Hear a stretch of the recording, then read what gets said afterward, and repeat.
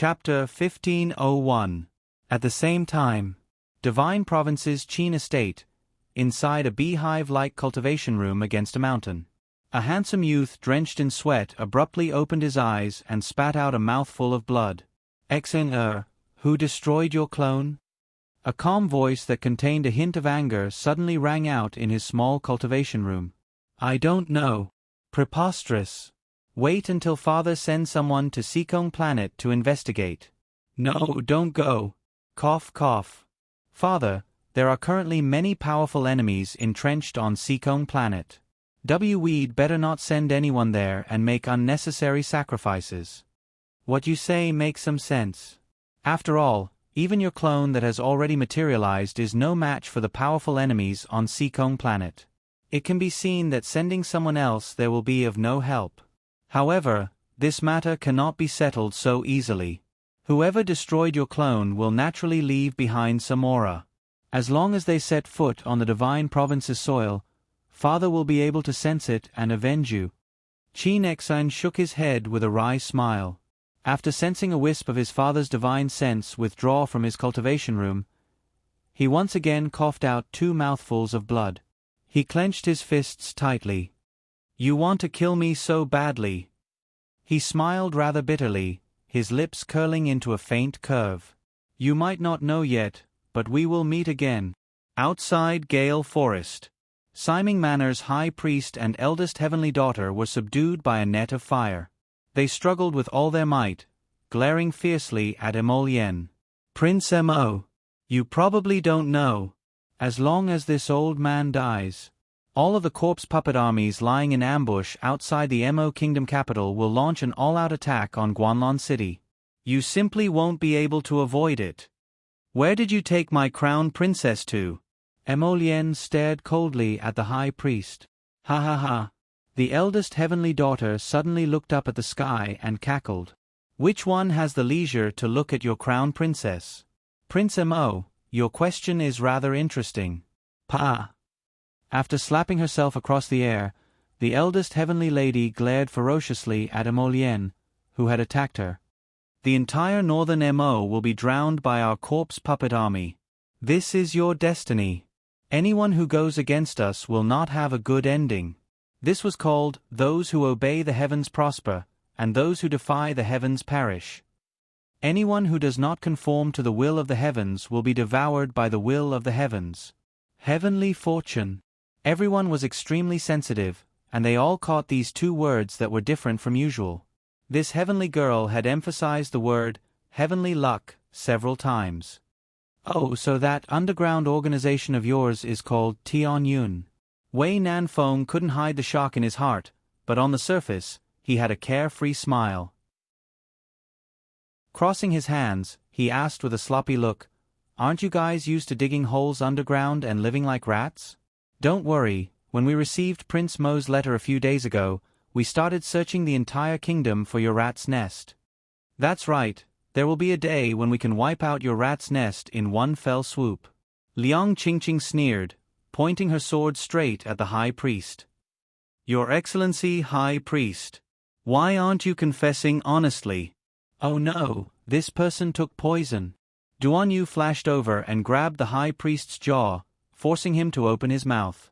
In the blink of an eye, the high priest's eyes abruptly turned bloodshot. End of midnight. Chapter 1502. Emolien was slightly alarmed, and a streak of fire shot over. Quickly move aside. In the blink of an eye, this streak of fire struck the high priest's gaping mouth. The high priest failed to bite down on Duan Yu's arm and staggered back 2 steps after being hit by the streak of fire. Duan Yu seized the opportunity to ruthlessly kick the high priest in the stomach, sending him flying far away before crashing to the ground with a bang. Disgusting thing. Liang Qingqing's mystic energy surged, transforming into a palm-sized giant hand that suddenly landed on the high priest's head. PFFF. A muffled sound rang out. The high priest howled in pain from the beating, and his small blood-red eyes flickered with a ruthless glint. Don't waste words with him, this thing mutated. Situ Yi, Wei Nanfeng, and the others quickly attacked, bombarding the high priest's head with mystic energy as if it was free. In a flash, this person's head was blasted to the ground, completely lifeless. Seeing the high priest being surrounded and beaten to death by a group of youngsters without any explanation, Eldest Heavenly Lady, who had been maintaining her graceful posture under the white cloth, suddenly panicked. Eldest Heavenly Lady hastily ordered the Siming Manor's disciples to block her and protect her. Meanwhile, she shrunk behind the crowd, looking like she wanted to find a chance to escape. However, how could Emolyen's group be willing to let her leave like this? Bailey Shi and Wei Nanfeng Pincer attacked from the front and back. Their long swords imbued with mystic energy released 2 streaks of light, respectively stabbing the legs of the fleeing Eldest Heavenly Lady. Eldest Heavenly Lady shrieked as she toppled to the ground with a plop. When she turned around, she saw that Liang Qingqing and the others had already dealt with most of the Siming Manor's minions. This terrifying martial strength. Eldest Heavenly Lady's pupils contracted, and she instantly felt that a calamity was looming over her head. The group closed in on Eldest Heavenly Lady and trapped her in a small encirclement, making her inwardly resentful but unable to escape. Don't act recklessly. What the sacrificial Heavenly Master had said before was all true. If I'm also killed by you, then those zombies will definitely sweep through the Mo Kingdom capital and launch an attack. None of you can think of escaping. Ah! Before she could finish her words, Emolyen's raven moon pierced through her shoulder. You talk too much. Prince Mo coldly glanced at the woman and pulled out his sword from her shoulder. This is not what I want to hear. Eldest Heavenly Fairy immediately became listless. What do you want to hear, Your Highness the Crown Prince? We really didn't kidnap the Crown Princess. Situ-E was silent for a few seconds before suddenly saying, Previously, Siming Manor's High Priest announced that they were searching for phoenix eggs in the Mystic Beast Forest. Was it to attract everyone to the Mystic Beast Forest? You did it on purpose. Am I right? Didn't you guess it already? Why do you still have to ask? The great Heavenly Maiden said while trembling. Why? Situ-E was determined to get to the bottom of this as he coldly stared at Eldest Heavenly Maiden. Speak. The High Priest wanted to lure the 8 great patrician families and use sect disciples to the Mystic Beast Forest. His original intention was to release a group of zombie rats to infect you and then control you one by one. BB cultivators' bodies are different from normal people's, especially mystic cultivators. His Excellency the High Priest wanted to know if mystic cultivators could also undergo a certain degree of mutation after using medicine.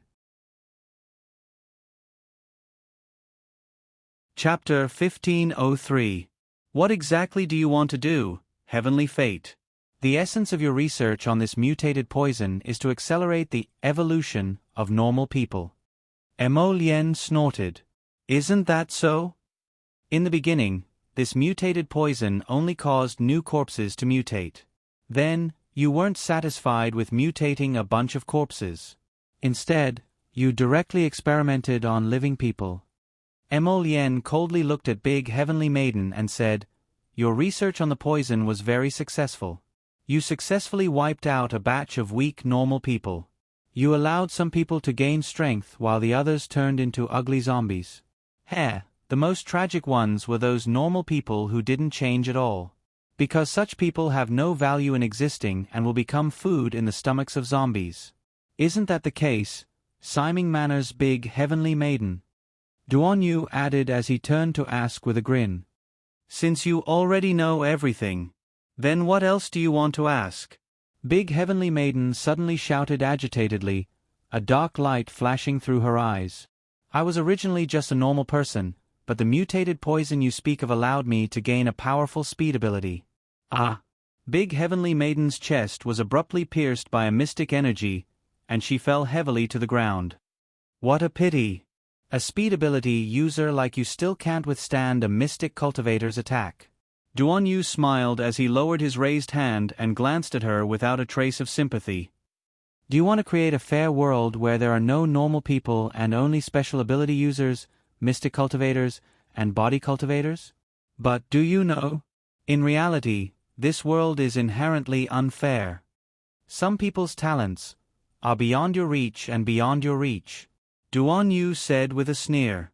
Big Heavenly Maiden's body involuntarily stiffened as she trembled at their threatening and scorching gazes. She suddenly screamed with all her might, "Long live the heavenly fate! Long live the heavenly fate! The fire of heavenly fate will not perish. Where there is heavenly fate, there will be hope. Heavenly fate! Heavenly fate! Heavenly fate!" Emolien's sword flew up and instantly sent her head flying. She then turned around and said to everyone, "Duan Yu, take them back and deploy them according to the original plan. Prepare for battle. I'll go check on Jojo first." "You received news from her?" "Yes." Emolien nodded. Chochio had informed him of Jojo's location just now, so he had to hurry over and meet up with Jojo as soon as possible.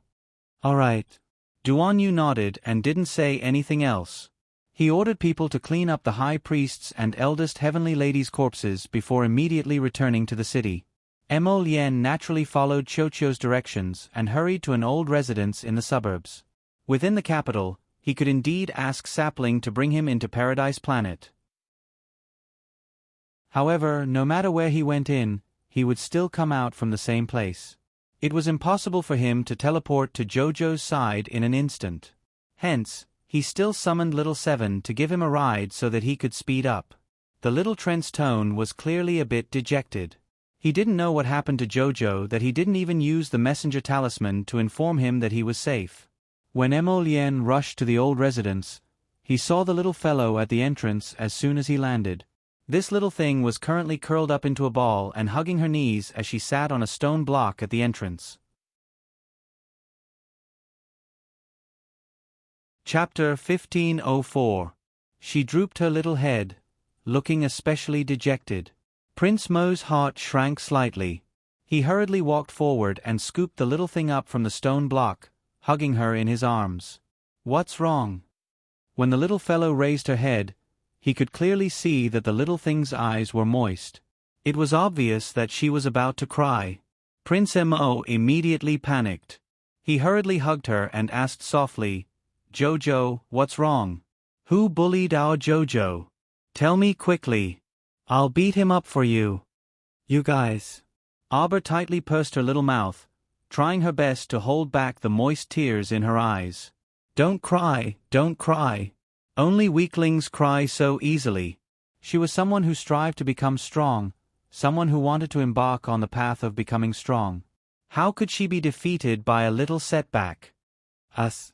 Emolien stealthily swept a glance at the little tray ant, who was hiding behind the stone block. The cold light in her eyes hit the little tray ant in the face. It was so cold that the little tray ant shook its little body and sneakily hid in the crevices of the stone blocks. It hated that it couldn't hide its entire body. Woo-woo, it was his fault for being nosy and saying the wrong thing. Arbor suddenly stretched out a pair of small arms and firmly wrapped them around Emolien's neck. She rubbed her head against his neck and cried out pitifully, "I'll go with you, go with you." "Where are we going?" Emolien really couldn't understand what the little fellow was shouting about. "Let's go to the Tower of Punishment together." When the 4 words Tower of Punishment were said, Emolien's cold eyes seemed to be covered with a layer of cold fog. She suddenly looked at the little tray ant, who was hiding in the crevices of the stone blocks.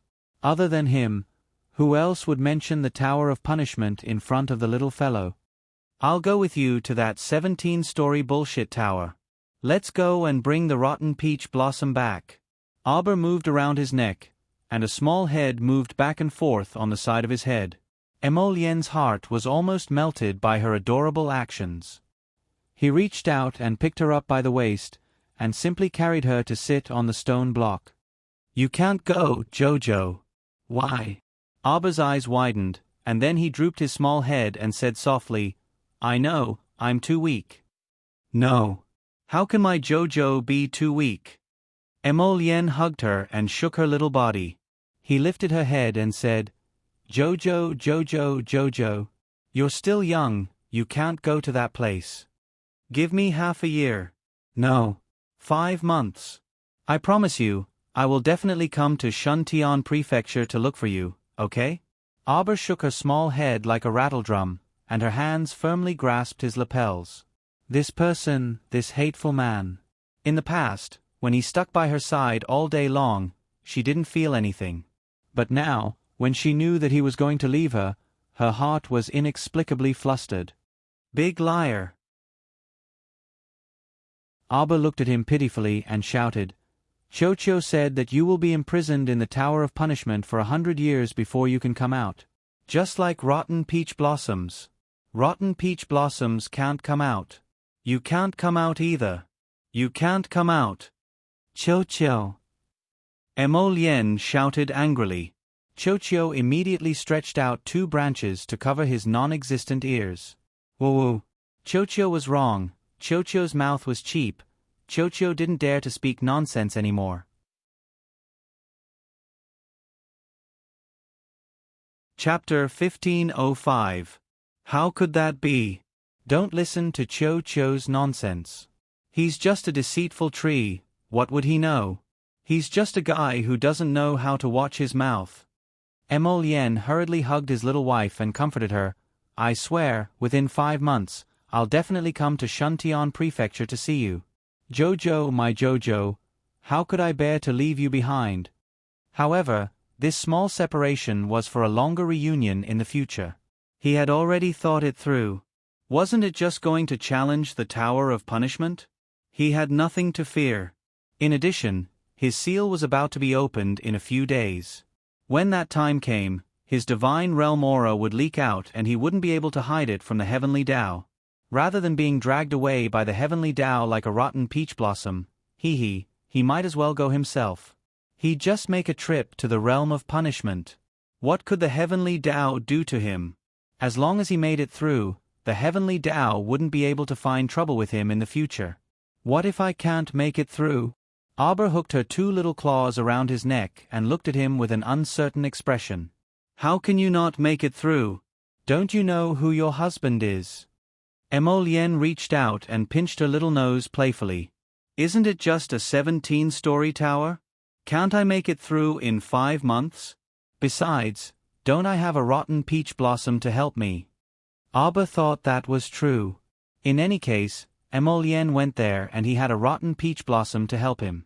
But how could the little fellow know that Prince Emo was just coaxing her? Because in the 17-story Tower of Punishment, everyone who entered the tower would be separated and no one would be able to meet each other.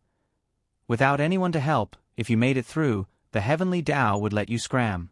If you didn't make it through, you would be locked up for 80 to 100 years. This was no different from going to jail. Who told you to break the rules? Who told you to be crazy? You're a divine realm expert and you just had to sneak into a lower realm to make your presence known. Don't you know that great gods like you can destroy a star region with a flick of your finger? How could the heavenly Tao allow such an existence to stay in a lower star region? Don't joke around.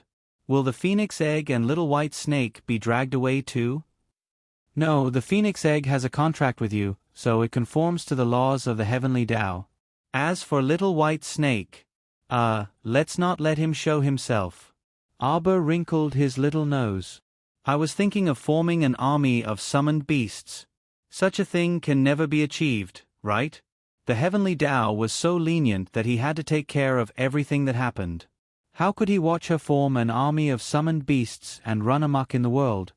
That might not be the case. Emolien saw that she was in a bad mood and could only coax her carefully. Jojo, be good. Maybe the heavenly axiom is in a good mood and won't care how many summons you have. Liar. Abba looked unhappy. After summoning the little white snake, I reached my summoning limit again. Now I can't summon anything. Chirp. Emolien couldn't help but plant a kiss on her soft little face. Don't worry. You'll definitely be able to summon more in a while. You'll really come and see me in 5 months. The little fellow raised her little head and looked at him seriously. You're not lying to me? I'm not lying. Liar. Rotten peach blossoms are also lying to me. How could that be? Emolien rubbed his face against hers. Rotten peach blossoms are rotten peach blossoms. I am me. Of course I won't lie to you. Are you sure? the little fellow asked again, unsure.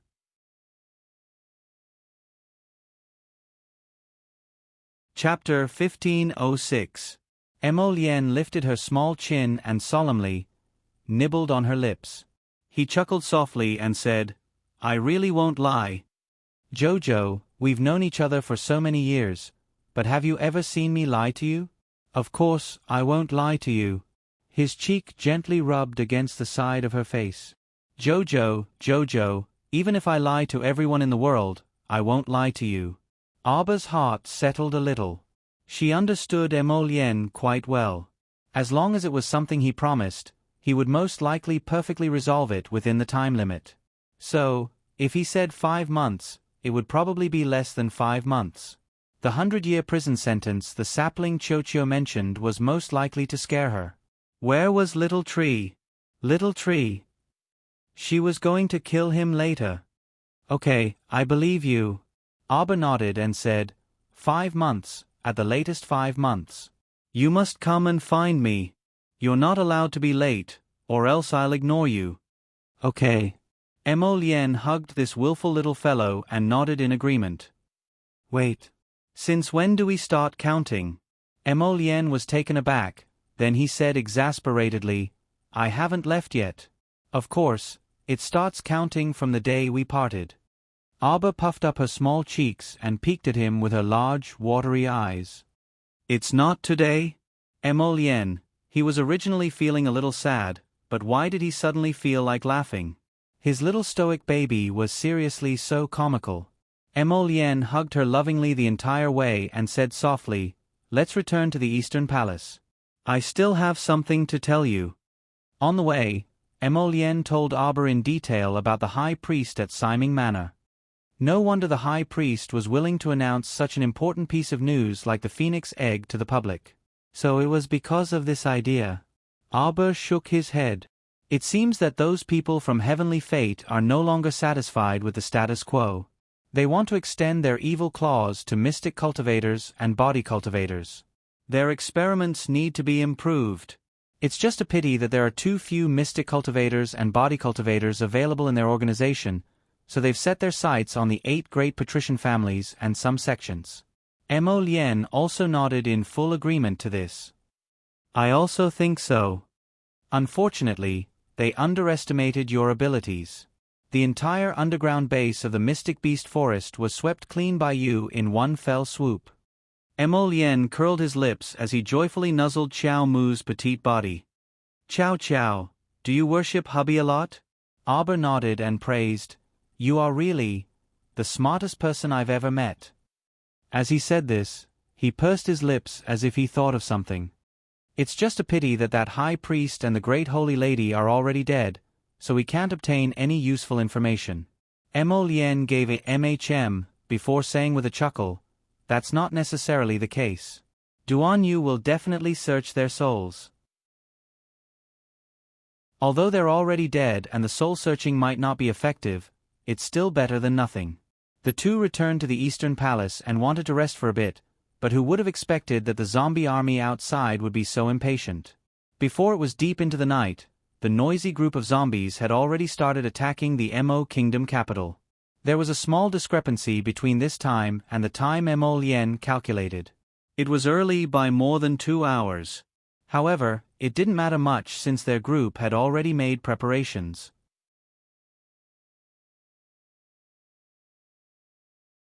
Chapter 1507.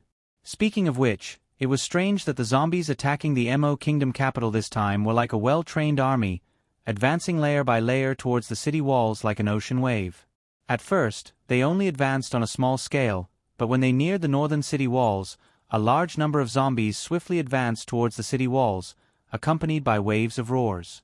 It was as if there was some core in the zombie army directing them on how to attack and fight. However, for Emolienne and the others, who had experienced Bailon City's crisis, they had already developed a set of very effective countermeasures to deal with the zombies attacking the city. Arba stood on the city gate tower as he watched the soldiers push the large catapults up the city gate tower. He only glanced at them briefly. This catapult had been modified, and there was even a groove for storing kerosene at the end. When the fire started burning, the the soldiers on the side worked together to lift up a huge rock and throw it into the catapult. Aber only saw that huge rock instantly caught in the raging fire and rolled all the way through the groove. It abruptly flew several dozen meters into the air and was sent flying out of the city walls with a bang, crashing into the zombie horde outside the city. This way, they could conserve a large amount of manpower such as mystic cultivators and body cultivators. With the help of this kind of catapult, ordinary soldiers could also enter the battlefield to fight against the zombie army as long as they hid behind the large catapults. More than 20 catapults were pushed up the city gate tower. However, these big guys were very cumbersome, and ordinary soldiers needed more than 10 people to push them up. This required a certain amount of time for mystic cultivators to attack from afar to fill in the gaps. Prince Mo and Duan Yu's group were currently standing on the edge of the city wall, coldly watching the zombie army that blotted out the sky and covered the earth below. There were probably several tens of thousands of them. Compared to the siege of Bailon City, there were only a few more. We still underestimated them. Duan Yu muttered to himself. Where exactly did these things pop out from? Wei Nanfeng couldn't help but mutter. If the lips were gone, the teeth would be cold. If the human territory really was captured by the zombies, then the entire Seekong planet wouldn't be far from falling. After all, the Mo Kingdom capital was the largest defensive fortification in the north. If even the Mo Kingdom capital couldn't resist this wave of zombies, then the problem was already very serious. Other smaller places were even more unlikely to resist. Logically speaking, that shouldn't be possible. With so many undead puppets appearing out of nowhere, there has to be a place to contain them. It's impossible to appear out of thin air, right? Liang Qingqing said. There should be a large invisible underground village nearby. It should be under the Gale Forest. Mo Lien pursed her lips and said coldly. Bailey she couldn't help but frown when he heard this. If even you guys can't immediately find out where the rat nests are, how are we going to clean up the rat nests hidden deep underground when we return? That's right. In this way, wouldn't the initiative be in their hands, and they can invade our country whenever they want? Wei Nanfeng couldn't help but say. At the side, Wei Nanshu's face had already turned pale. He hid behind Wei Nanfeng and shouted, third brother, what should we do now? We're surrounded by zombies. If he had known earlier, he wouldn't have come to Northern Mo to join in the fun. So scary. How could they resist so many zombies? Shut up. Wei Nanfeng coldly swept a glance at this good-for-nothing thing. This coward, his reputation as the third elder brother had been completely lost by this guy. Make up for yesterday's update.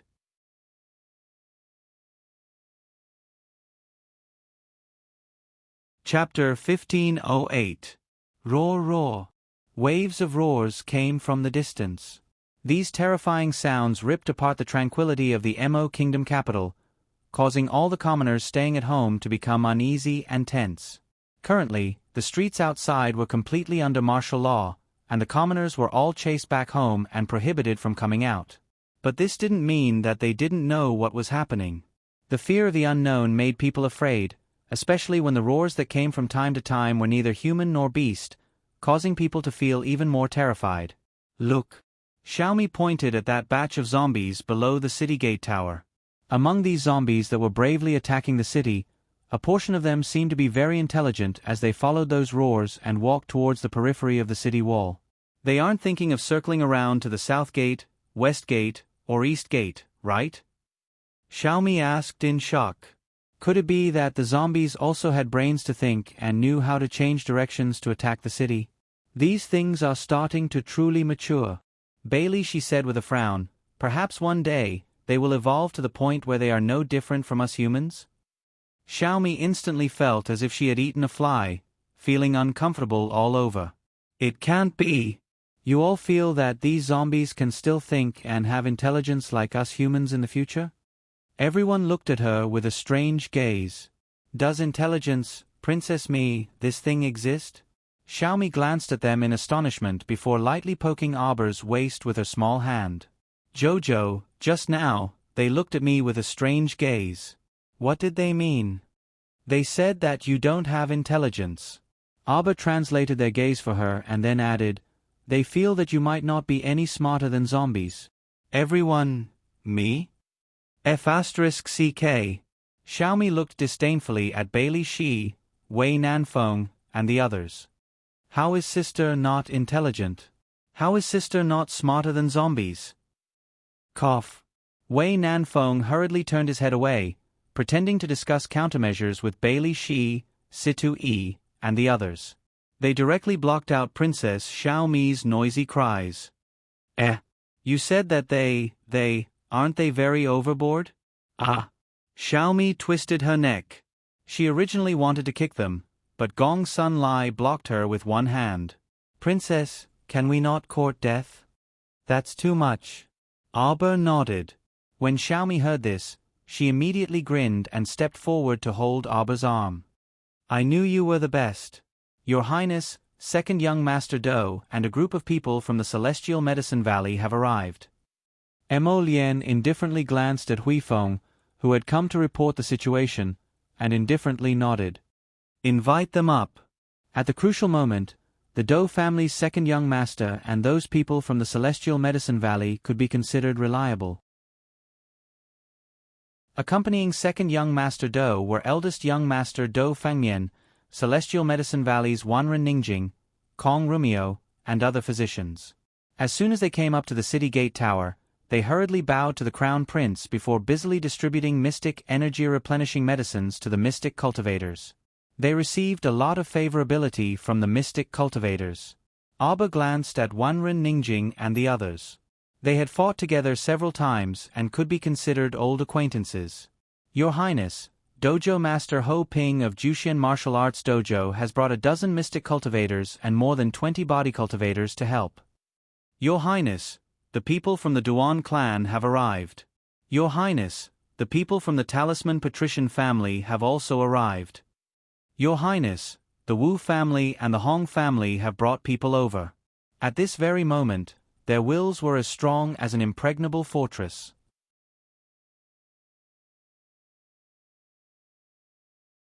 Chapter 1509. Everyone was well aware that if the Mo Kingdom base fell, the entire Seekong planet would inevitably collapse along with it. In the face of the greater good, all disputes and struggles could be temporarily set aside. Right now, they were faced with a major problem that concerned the survival of all humans on Seekong planet. At this very moment, Mo Lian had mobilized all of the capital's reserve forces, tens of thousands of mystic cultivators, tens of thousands of body cultivators, and hundreds of thousands of soldiers guarding the city, and were converging in batches from all directions. She had mobilized troops and dispatched generals in practically half a day. This kind of power was both shocking and apprehensive. The restless Eastern Ing Kingdom's third crown prince, Ing Fa, immediately shut his mouth. He didn't know how to describe his current feelings. He felt that when he returned, he would sternly warn his foolish and muddle-headed father, "Don't ever try to come out of the small island." It wasn't without reason that Northern Moi had beaten them into an isolated island. Northern Moi was so powerful that even countries like Northern Wei and Southern Bailey had always been on good terms with it and never dared to offend it, let alone their tiny place. It was pretty good for the Eastern Ing Kingdom to stay on the small island. At least, their home country was still there. If they rashly came out of the island and wanted to counterattack the Mo Kingdom, then they might be swallowed whole within minutes without leaving a trace of their bones. Reorganize all the mystic cultivators. Go up the city gate tower in groups of 500, and rotate every hour. The rest of the people are to wait for orders and rest. Recover as soon as possible. Mo Lian gave her first order. Huifeng immediately led his men down to do the job. Everyone, pay attention. Don't let the zombie army below move to the east and west gates. Just guard this place. This kind of once-and-for-all solution was much more comfortable than running around the east and west gates. They only needed to keep a close eye on the north gate. Were the zombies trying to disperse their forces? That would depend on whether Prince Mo cooperated or not. Something's flying over from the sky. Archers, pay attention. Prepare to fire. Mo Lian reached out and swiped, forming the image of a fiery red bow and arrow in the air. Blazing fiery red flames tightly enveloped the bow. A shadowy arrow of fire was nocked on the large bow. Everyone only saw him squint his eyes and aim his bow and arrow at the sky. When a large group of cadaveric cranes and cadaveric crows flew over, the leader was actually a human-shaped cadaveric hag with wings that were more than a meter wide. This was a zombie that had completely evolved to the intermediate level. The wings on its back were no longer deformed and unable to fly. This zombie seemed to have evolved quite well. Swoosh! The arrow of fire flew through the air, heading straight for the wings of the flying corpse puppet. Everyone saw it clearly. The arrow pierced through the zombie's left wing and hit its right wing, skewering it like a piece of barbecued meat. Although the corpse puppet could not feel anything, with its wings skewered, it could not continue flying. Its entire body fell to the battlefield below, rolling on the ground. The arrow stuck in its wings made it unable to break free for a moment. Boom! It smashed into the sand, creating a 10-meter-long and several-meter-deep crater. Its fall caused the tens of thousands of corpse crows and corpse cranes behind the corpse puppet to lose their leader and fall into chaos. Fire! A sharp glint flashed in Commander Huey's eyes, and he suddenly waved his hand. The tens of thousands of soldiers on the city gate tower simultaneously released fire arrows into the sky. Boom, boom, boom, boom, boom. Tens of thousands of arrows glided through the air.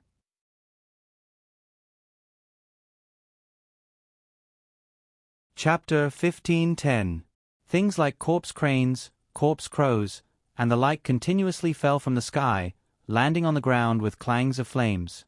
The people on both sides of the city gate tower were mainly in charge of guarding and building a line of defense to prevent these zombies from having the chance to run past from the sides and take a detour around the east and west gates.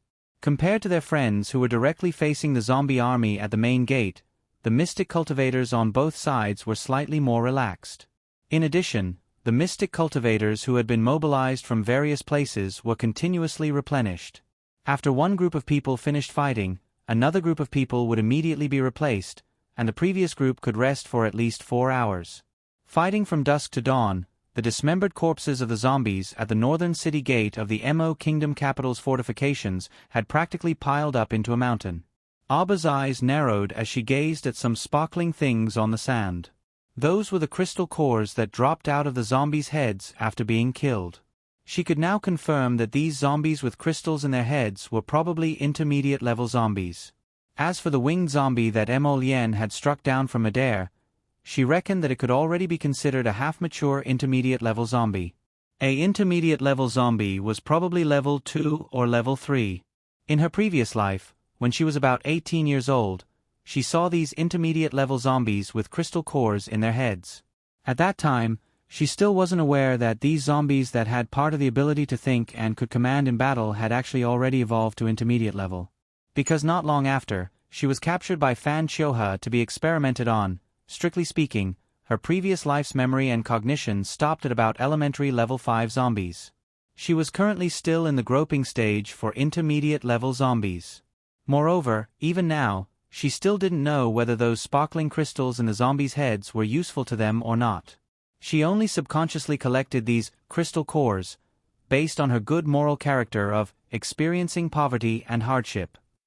Let's call them crystal cores for the time being. They looked similar to the crystal cores in Mystic Beast's heads. Of course, the crystal cores in the heads of intermediate-level zombies were clearly much smaller than Mystic Beast's crystal cores. Moreover, like Mystic Beasts, not all Mystic Beasts had crystal cores in their heads. The production rate of these crystal cores in the heads of zombies was also quite low. Therefore, all the more they couldn't be wasted. "Sister, what are you doing?" Xiaomi jumped in fright and subconsciously tugged at a certain child who was leaping down from the city. He seemed to be a little too impatient. He didn't expect that when his mind was thinking, "I have to pick up all these crystal cores," his body would start to move involuntarily. Arba turned his head and blinked innocently at Xiaomi. I didn't do anything. I just wanted to lower my head and look at the scenery." Prince Mo, who was walking over quickly, couldn't help but twitch his mouth. Looking at the little fellow's guilty expression, He didn't even need to guess to know what she wanted to do. Walking to her side, Prince Emo reached out and held her restless body. He lowered his head and looked down at the city gate tower. Don't be impatient. Once the battle is over, we'll clean up the battlefield. These will all be yours. Xiaomi, who was forcefully stuffed with dog food, was speechless. May I ask Your Highness the Crown Prince and Your Highness the Crown Princess, what the hell are you two talking about? Why didn't she understand? Xiao Mu coughed in all seriousness and waved her small paw. I don't really want it either. Yes, that's right. It's your husband who must give it to you. Xiaomi, are you two still not done yet?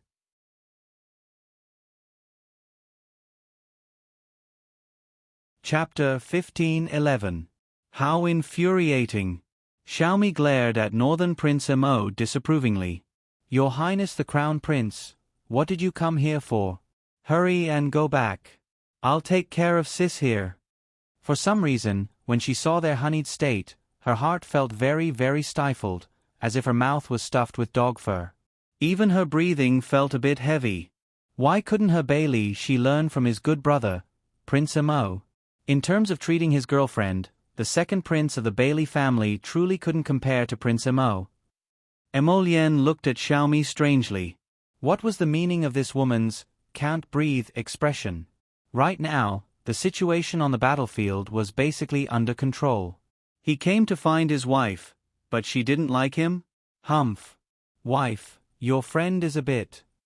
Prince Emo pulled Arba to the side and was about to say a few intimate words to his little wife. However, Huifeng swiftly floated in front of him.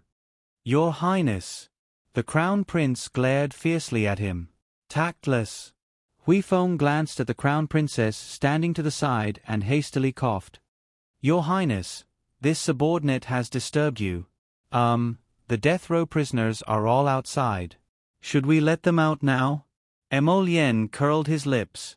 Those familiar with him could practically sense the bloodthirst in this smile. Wait a bit. Let's waste another half an hour.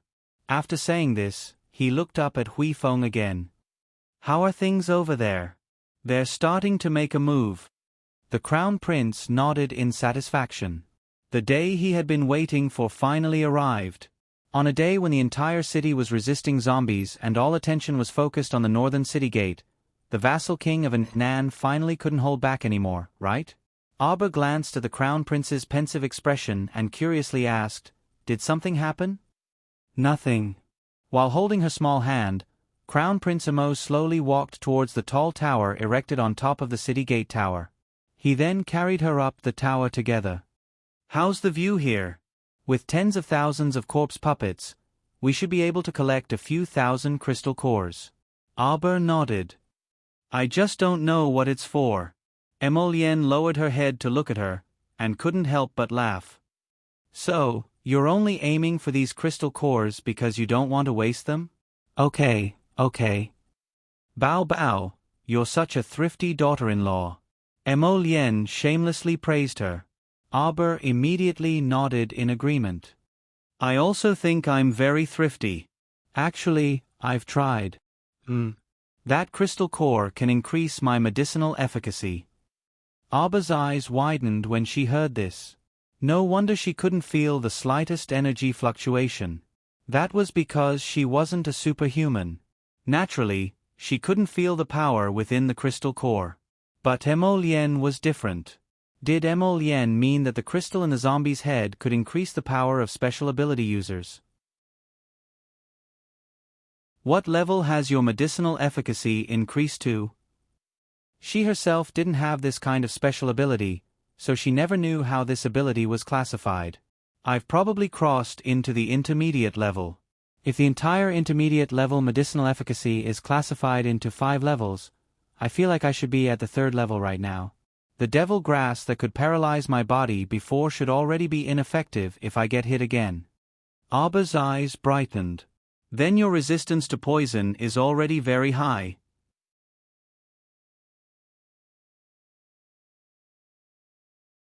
Chapter 15:12. One must know that the devil's grass was an extremely potent neurotoxin that could paralyze a person's nerves in a short period of time, which would then affect the limbs and body, causing them to stiffen. But now, even this neurotoxin could do nothing to Emolienne. Auber's little head rubbed against his chest, then she suddenly reached out and gave him the small bag of crystal cores that she had collected earlier. All for you. No, you can keep them. If I need them, I will go and collect them myself. I have no use for them, I'll give them all to you. These below are all for you too. Auber tilted her little head, then pushed the small bag into his arms. You're not allowed to refuse. Okay. Emolienne laughed as he took the bag and put it into his inner world. He reached out and hugged her, then said softly, Jojo, do you want to see how strong my medicine is? Auber nodded her little head repeatedly, her little face full of curiosity. Emolienne smiled mysteriously at her, then suddenly looked up at the sky, at a corpse crane that was flying unsteadily. This corpse crane had separated itself from the group and was flying towards the east, looking like it was running for its life. It had some brains, but unfortunately, in front of Emolienne, it had no ability to resist at all. Prince Emo raised his hand slightly, and a strong wave of spiritual energy sucked that unlucky corpse crane over. Ah! The corpse crane let out an unpleasant and hoarse cry. Before it could viciously pounce over, Emolienne's eyes turned cold, and he directly reached out his hand. A strong medicinal fragrance spread out from his body, and his right palm was covered in a layer of white light. Very quickly, that corpse crane's body underwent a terrifying change. It turned from a half-rotten, half-bone-like corpse crane into a pile of rotten minced meat, and this process did not take more than 5 seconds. Auber watched as this corpse crane rapidly rotted under the effects of the medicine, until it turned into a pile of rotten minced meat, mixed with the dust, and scattered at their feet. She looked up at Emolienne in shock. However, the man's cold expression faded. He lowered his head and winked at her. Smiling, he asked, "Is your husband awesome?" Auber nodded vigorously. This was the first time he realized that special abilities could be so powerful. No wonder Fan Choha, that pervert, captured 2 pharmacists later on and locked them up in a small dark room just like her, groping and studying their secrets. Jojo, your husband is so powerful. You don't have to worry, okay? Auber looked at him and thought of the 17 floors of the Tower of Punishment.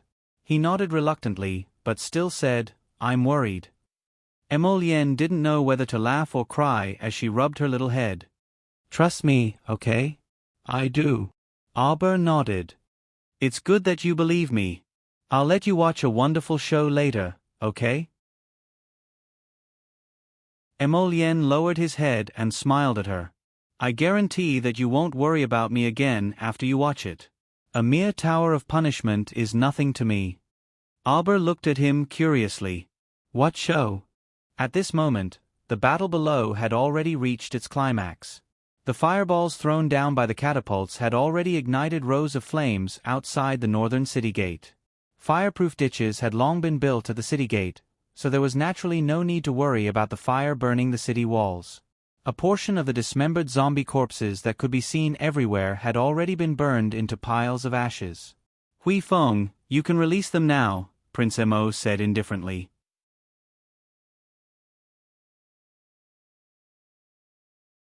Chapter 1513. Release what? Everyone watched as the several dozen people, who had lost all color in their faces from crying, were herded toward the small side door at the northern city gate. Wei Nanfeng, Bailey Shi, and the others on the city gate tower were all stunned, and they hastily descended the city gate tower. Prince Emo held Auber's small hand and floated to the side of the northern city gate's small side door, where he was met with a pair of wolf puppy-like eyes. He looked over and shot him a contemptuous look. ACI, this wolf puppy, was truly very persistent. Thankfully, his darling was a very strange little girl. ACI had been her enemy from the start, and she had never liked this person. Moreover, this hostile relationship was very difficult to change in the little girl's heart. Prince Emo, what are you doing? Pushing these fools out, are you trying to feed the corpse puppet army?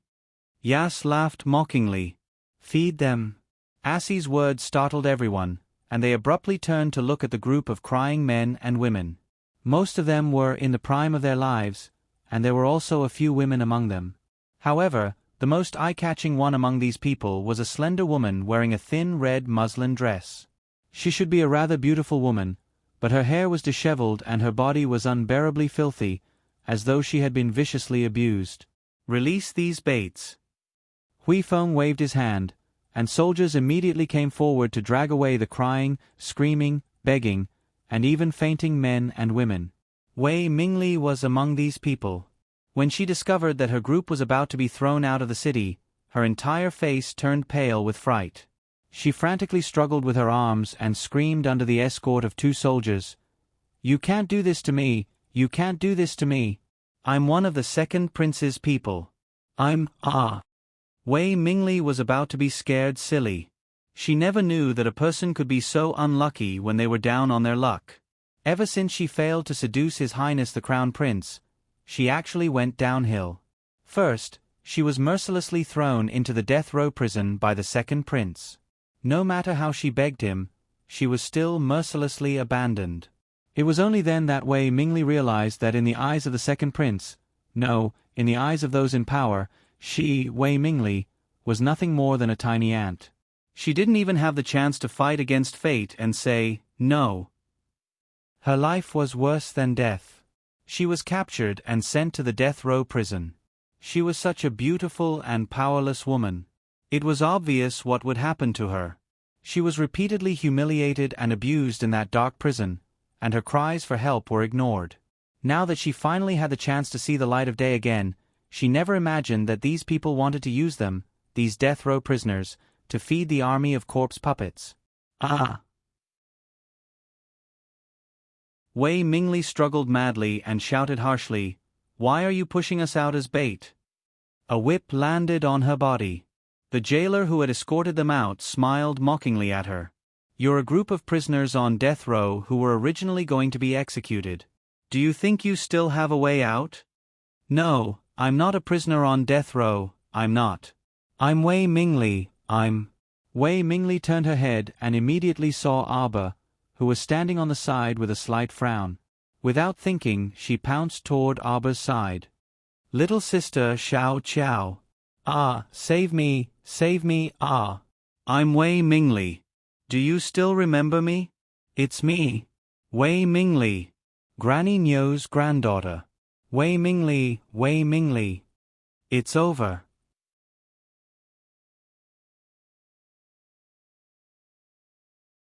Chapter 15-14. Little Sister Xiao Qiao. Save me. Before Wei Mingli could reach Arba, 2 soldiers rushed over and forcefully pinned her arms behind her back, forcing her to kneel on the ground. "How dare you offend the crown princess? Take her away." The soldiers held their knives to Wei Mingli's neck and pulled her with brute force. Don't pull me. You bunch of bastards, scram. Wei Mingli probably used every ounce of strength she had as she crazily pushed aside the 2 soldiers beside her and pounced at Arba, toppling over. "What are you doing?" Arba looked at this woman who abruptly rushed over in bafflement. He couldn't figure out why this person acted as if they were close friends and knew each other. How could this child still remember Wei Mingli? For a little girl who had faced blindness since young and had grown up slightly better, she could even forget ACI, let alone this Wei Mingli whom she had only met once. She completely couldn't remember, okay?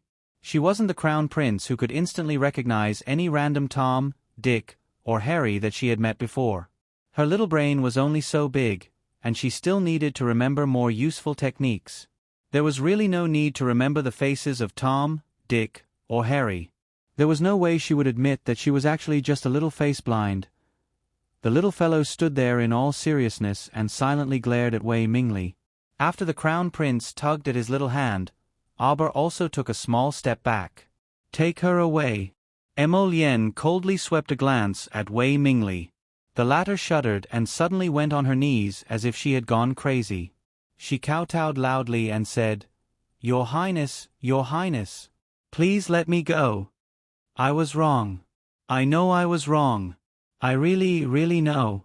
Wei Mingli wept like a pear blossom with tears, looking extremely miserable and pitiful.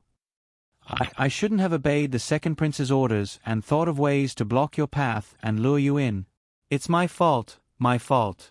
Please be merciful and spare me this time. She was so regretful that her intestines turned green. His Highness is wise and mighty. How could he be so easily fooled? Second Prince Emolu had a hole in his head. He had thought of this lousy idea to trick the Crown Prince, but in the end, he had tricked her, Wei Mingli, instead. Now, the second prince was angry that she didn't keep the secret and told the Crown Prince everything. He was so angry that he chased this traitor out of the second prince's residence and even threw her into prison. But what could she do? She was only a weak girl. If it was anyone else, they would have been tied up in a dungeon by a group of vicious people and tortured to extort a confession. Other than confessing properly, they would have no other choice. Actually, Wei Mingli didn't know that second Prince Emolu was in a much more miserable state than she was.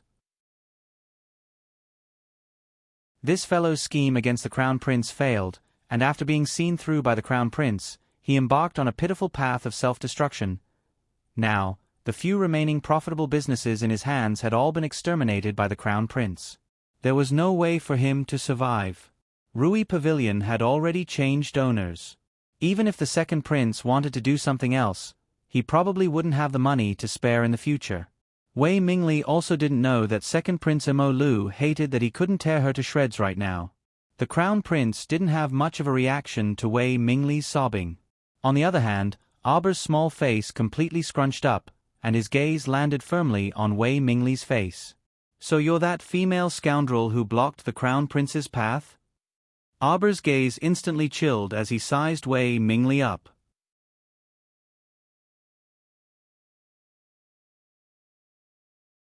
Chapter 1515. Woman. Female scoundrel? When Wei Mingli heard Aber call her that, she couldn't help but shudder in anger. However, she kept her mouth shut and didn't say anything. She didn't dare utter a single word to refute Aber, because she knew very well that the Crown Prince's current expression was very unsightly. It was a grim expression that said he wanted to immediately push her out to feed the zombies. She really was a bit scared. Why is she among the prisoners on death row? The Crown Prince was also perplexed. He had indeed ordered for a portion of the extremely vicious prisoners on death row to be gathered and pushed out of the city gate tower as bait. However, although this woman Wei Mingli had offended him, her crime didn't warrant death. He was just curious as to why she was among the prisoners on death row. Replying to Your Highness, this woman was sent here by His Highness the Second Prince. She has been staying in the Ministry of Justice's death row prison for this period of time. One of the jailers who came along quickly and cleverly replied. There were two meanings behind his words. Emolu had sent her over, and Emolu hoped that this woman would die. They didn't act on their own and followed the Crown Prince's instructions to bring out a portion of the prisoners on death row.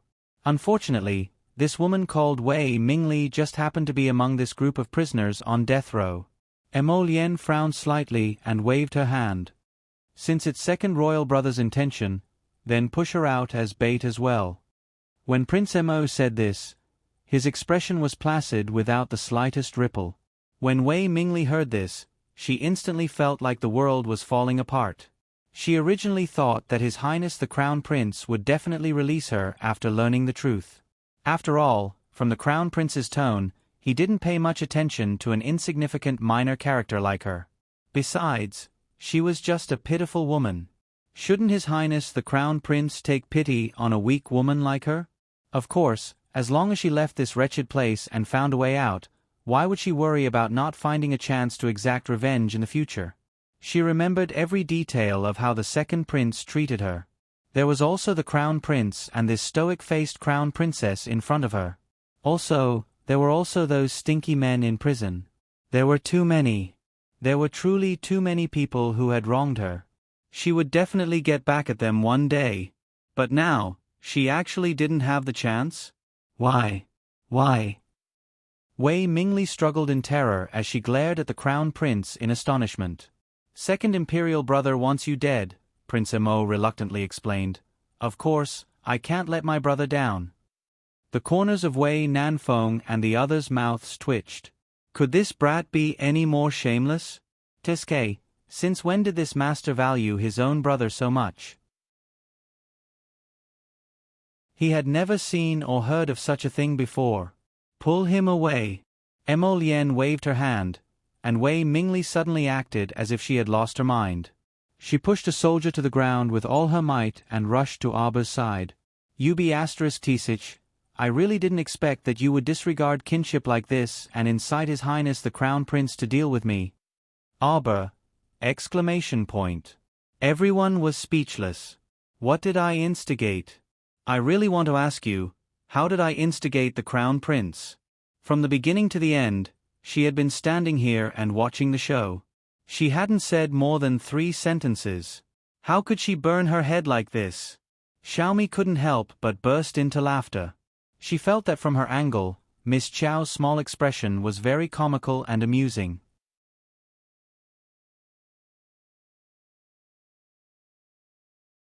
Chapter 15-16. Also, what was with the kinship she was talking about? Seeing that Wei Mingli was lunging over, there was no need for Arber to do anything. The Crown Prince directly sent a flying kick over without the slightest bit of protective feelings for the fairer sex, and sent Wei Mingli tumbling over, landing head first on the ground with a thud. Arber was perplexed and looked up at His Highness the Crown Prince. "She's your relative?" Everyone turned their heads away speechlessly. Prince Emo couldn't help but laugh. "She seemed to be lunging at you just now." "I don't know her." Arber shook her head solemnly. Everyone was well aware of her temperament and rolled their eyes one after another. Especially Xiaomi.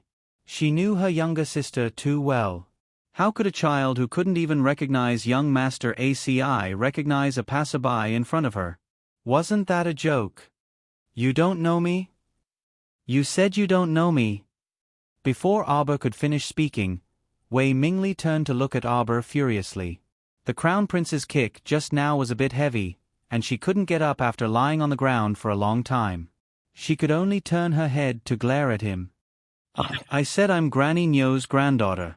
Granny Nyo is from the same village as your mother, Wei Ziqin. What kind of relative was this?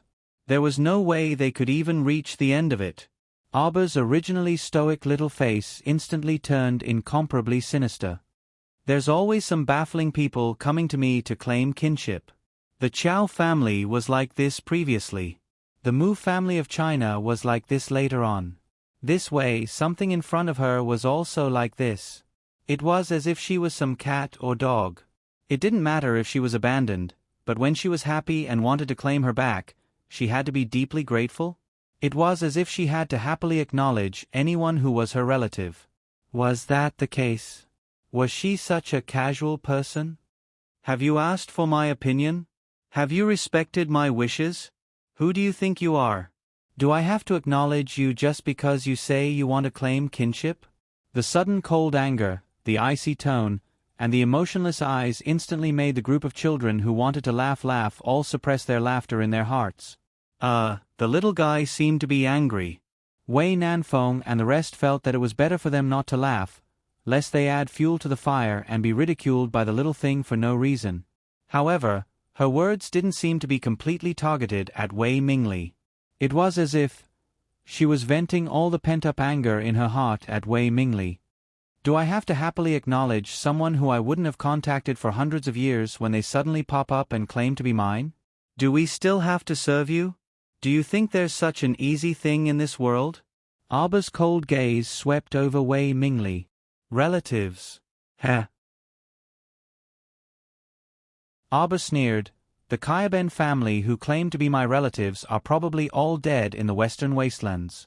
There are also some people who claim to be my relatives. Sooner or later, they will die in my hands. What about you? What do you think, as my relative? What kind of fate awaits you? Those Tom, Dick, and Harry relatives of mine don't seem to be people with long lives." There was absolute silence all around. There were so many people on the city gate tower fighting the zombies downstairs, but when their little crown princess released an extremely icy aura, everyone silently shut their mouths and even started to lower their breathing. Throw her down.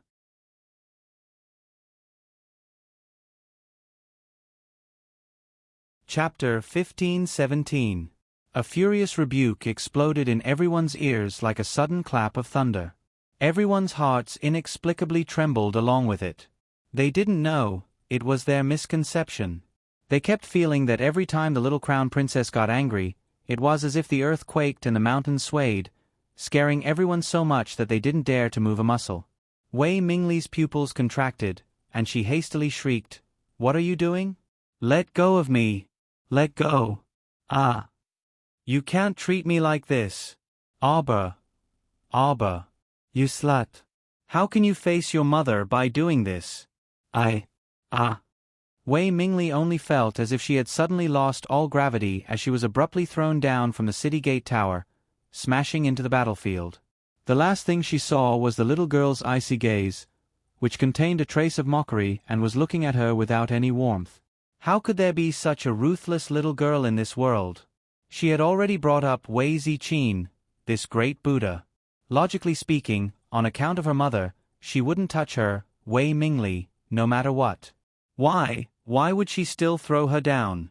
How could she know that the thorn in Arbor's heart called the Divine Province's Mu clan had truly pierced her too deeply?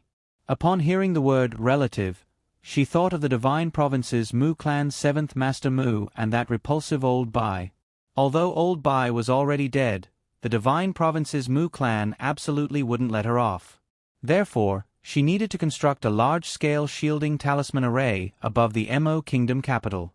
After this talisman array was constructed, it could effectively prevent people from the 6 prefectures and 3 provinces from using special passageways and spatial transportation talisman arrays to come to the Mo Kingdom capital for at least 5 years. There were only a few fixed locations in the capital that could allow people from the 6 prefectures and 3 provinces to transport over. She had already asked Mo Lien about this. This location wasn't random, and it was normally within the capital of several large countries. In addition, in order to avoid Heavenly Law's eyes, 99% of the cultivators from the upper realm who used special passageways and spatial talisman arrays to transport over were very low-key and wouldn't cause too much of a commotion. Thus, when the time came, she only needed to draw a few more talisman arrays and hand them over to Wei Nanfeng, Bailey Shi, and the others. At least, she could be at ease for 5 years. As for 5 years later, Arbor sneered in his heart. If 5 years were not enough for her to grow to the point where she could fight against the Mu family of the Divine Prefecture, then her growth was too slow.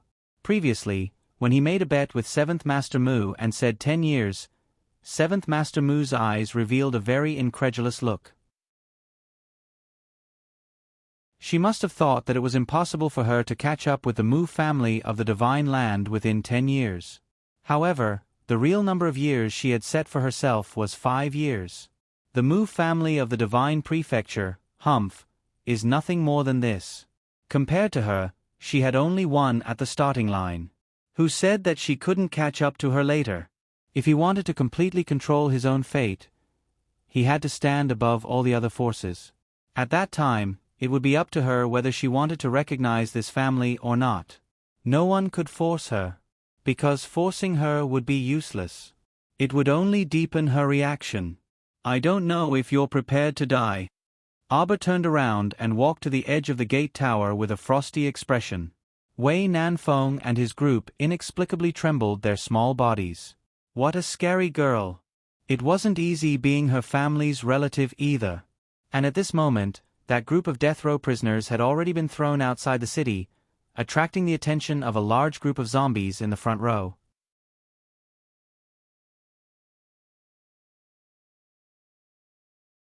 Chapter 15-18. Now was the time. Mo Lien stroked Arbor's head and instructed her to stay here before walking towards the side door first. Open the side door. Team 1's body cultivators. Follow me. Yu Xiu raised his arm and shouted as he quickly followed behind the Crown Prince. The leader of the Dragon Saliva Guard, Yu Xiu, led around 500 robust body cultivators out of the side door with the Crown Prince. This team was like a sharp knife that cut straight into the middle of the zombie army. Immediately, the corpse puppet army, which had a rather large lineup, was scattered in 2 directions. The mystic cultivators on the city gate tower quickly filled in the gaps and bombarded the zombies that were scattered to the sides with mystic energy. Everyone watched excitedly as the Crown Prince led his team forward and disposed of no less than 100 zombies in a matter of minutes. His Highness the Crown Prince's strength made people feel a bit puzzled.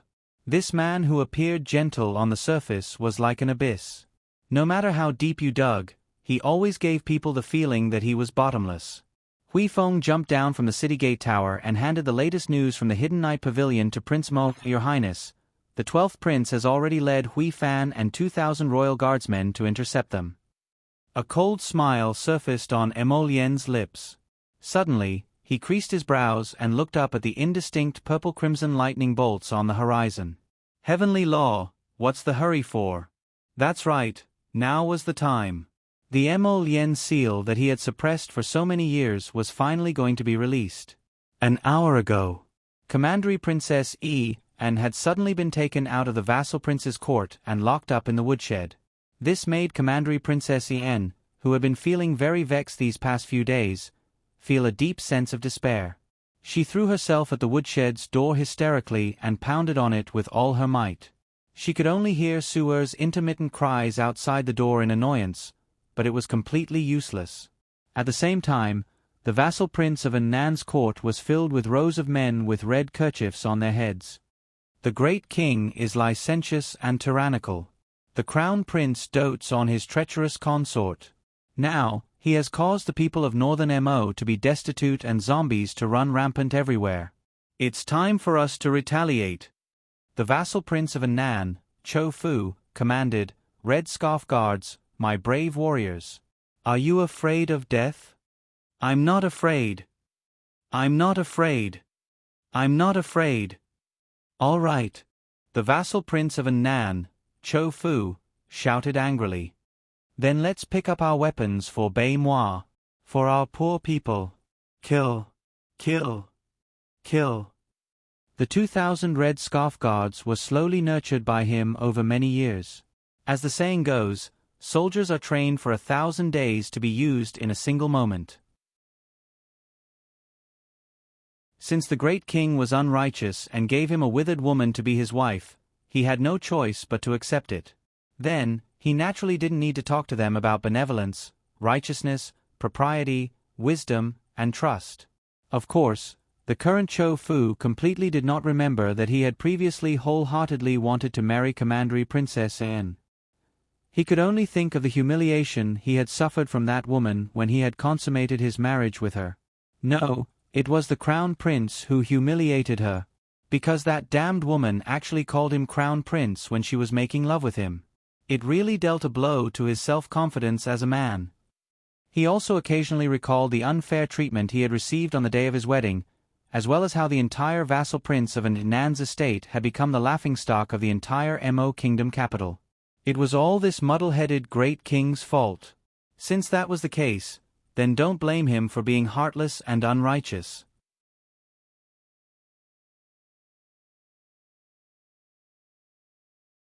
Chapter 1519. At this time, the northern city gate welcomed a spectacular black fire burning down the city. Everyone standing on the city gate tower had already stopped what they were doing and collectively stared dumbfoundedly at that tall man with a frivolous back below the city gate tower. This too? Wasn't this too powerful? In that split second just now, Crown Prince Mo had soared into the air, and layer after layer of black fog had floated around him. After Wei Nanfeng and the rest took a closer look, they realized that it wasn't black fog at all. It was clearly ink-colored lotus flowers revolving around him. These clusters of ink-colored lotus flowers abruptly spread out in all directions like the mark of death. Soon after, everyone heard a series of explosions that made them sick to their stomachs, coming from all directions. The black bone sword in Duan Yu's hand nearly fell to the ground. Even his Jade Heaven's 9 thunder didn't cause such destructive power, alright? Look at what this Prince Mo did. Just like a primitive destructive maniac, he towered in the air and looked down at the horde of zombies. Clusters of black flames rose from his fingers and gathered to form the lotus seal of death, instantly attacking the zombie army below. In that instant, everyone only saw the black flames crisscrossing back and forth, dancing in the air. Anything that dared to come into contact with it didn't have a good ending. Their bones were instantly roasted until they broke apart like a pile of shattered bones. This indiscriminate group attack simply stupefied everyone. Terrifying. One person's strength could actually be this strong? Duan Yu blinked and suddenly threw away his sword before charging down as well. F***CK. I also want to kill these zombies to vent my anger because that person is too infuriating. Why is the difference so huge? Brother Duan Yu, don't be rash. Situ Yi also hurriedly chased after him. After Mo Lian's Lotus Seal of Death annihilated a large batch of zombies, more than half of the zombies on the battlefield had already been eliminated. After Duan Yu and Situ Yi jumped down, they each released mystic energy and directly tore a small group of zombies into ashes. Upon seeing this, Aber also hastily dashed down. While the others were fighting corpse puppets, she followed behind them and picked up essence crystals. Her small face was full of seriousness. These cores were all going to be given to hubby, so naturally, the more the better.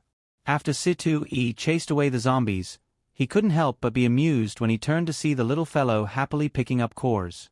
Little junior sister, what are you picking up? Why aren't you giving senior brother some? It's useless for you. Aber threw the cores one by one into the brocade pouch and very quickly collected more than half of the pouch full of cores. Situ Yi pursed his lips and elbowed Duan Yu. Go ask little junior sister for a few. What's the use of the cores? Shen Beast Crystal Cores, at least they could be absorbed and used. Although Shen Beast Crystal Cores were filled with explosive energy, at least they were still somewhat useful. The crystals in these zombies' heads are useless. As he spoke, Duan Yu purposely flipped through the heads of the zombies under him and took out 2 or 3 crystals about the size of a grain of rice before running to give them to Aber. Situ Yi speechlessly rolled his eyes. This punk. Ga. The North City Gate's main gate was pulled up by the winch, and the entire North City Gate was gradually being opened.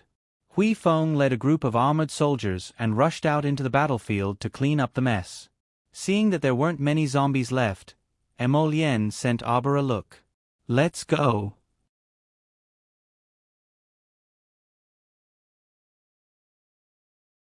Chapter 1520. Northern Mo's Royal Palace. Under Kong Jian's signboard building. Dressed in black armor, the vassal prince of Annan, Chou Fu, coldly gazed at the youth in front of him. The youth was dressed in a purple and blue cloak and wielded a sword.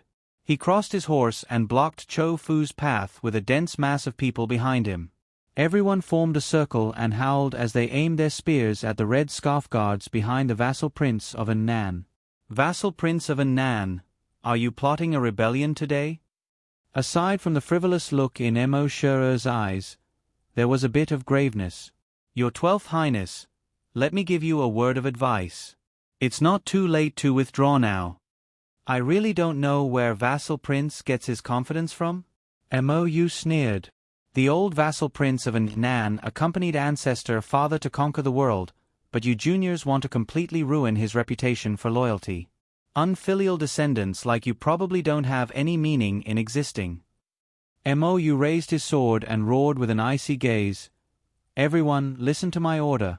The vassal prince of Annan, Chou Fu, has brought troops into the palace with malicious intentions. He is now under the great king's orders to kill all those who rebel on the spot. Behind him, the tide-like soldiers charged towards the red scarf guards led by the vassal prince of Annan. The two sides collided with each other like tidal waves, abruptly crashing into each other. At the same time, the great king was pacing back and forth in his bedchamber.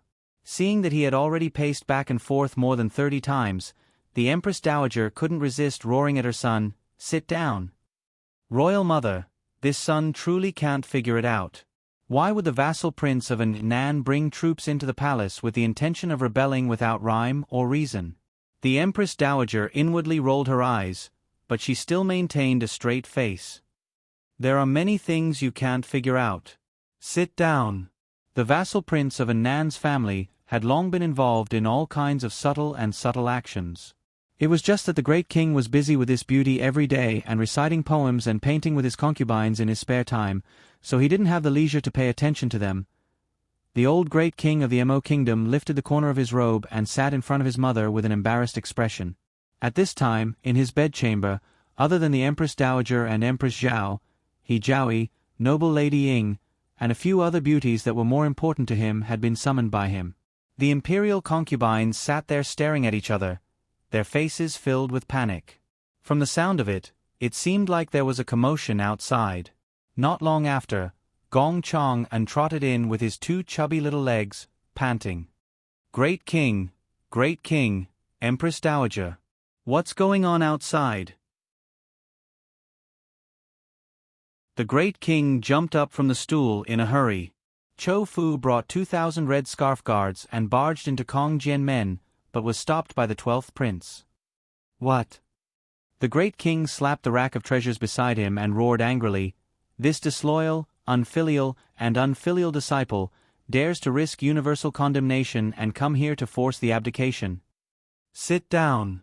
The Empress Dowager exasperatedly berated him. This was the consequence of not properly educating him from a young age and worrying about him when he was old. At this time, the Empress Dowager was filled with regret as she fiercely glared at the great king. The great king sat back down on the stool with a stifled heart and used his gaze to signal Gong Chong and to quickly continue speaking. Gong Chong was a shrewd person. As soon as he received the great king's gaze, he immediately understood and continued, "Her Majesty the Empress Dowager, the great king. No need to worry too much."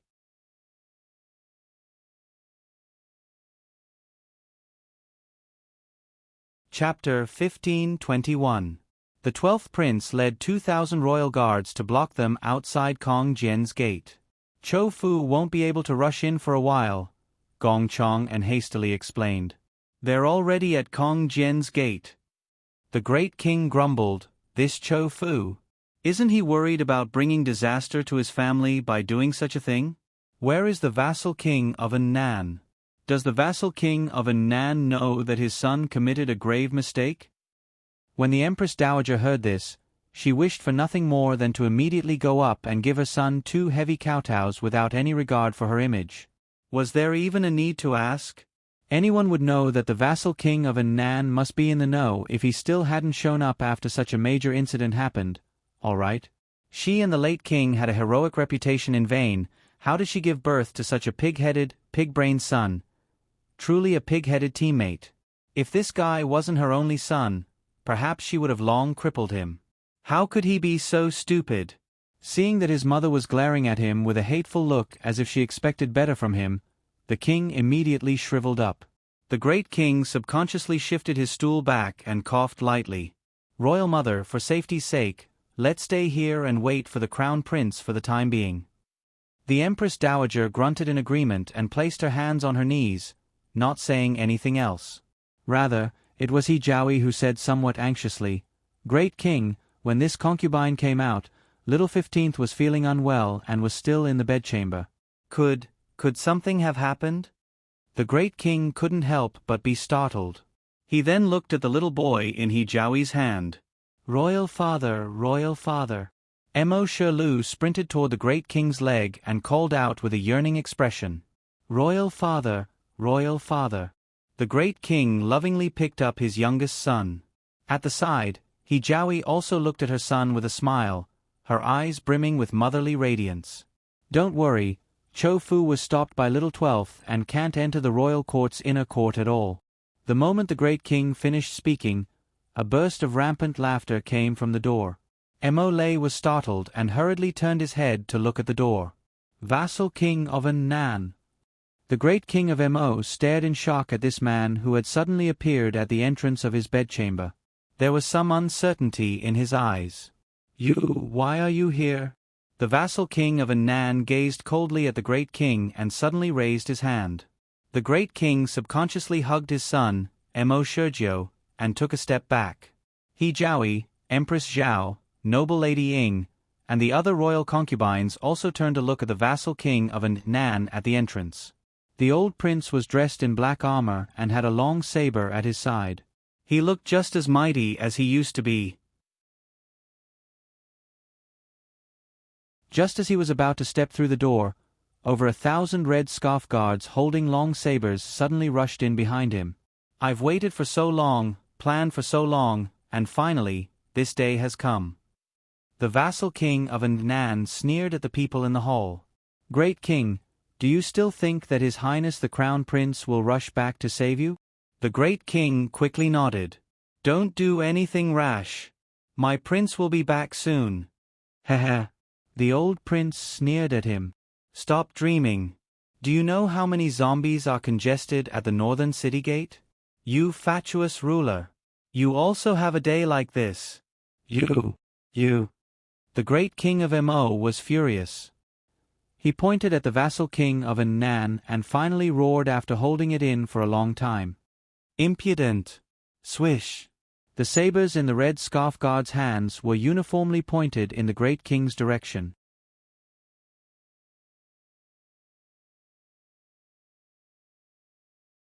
Chapter 15:22. This scene alarmed Empress Zhao, and she subconsciously rushed forward. She abruptly grabbed the great king's wrist and dragged him back a few steps.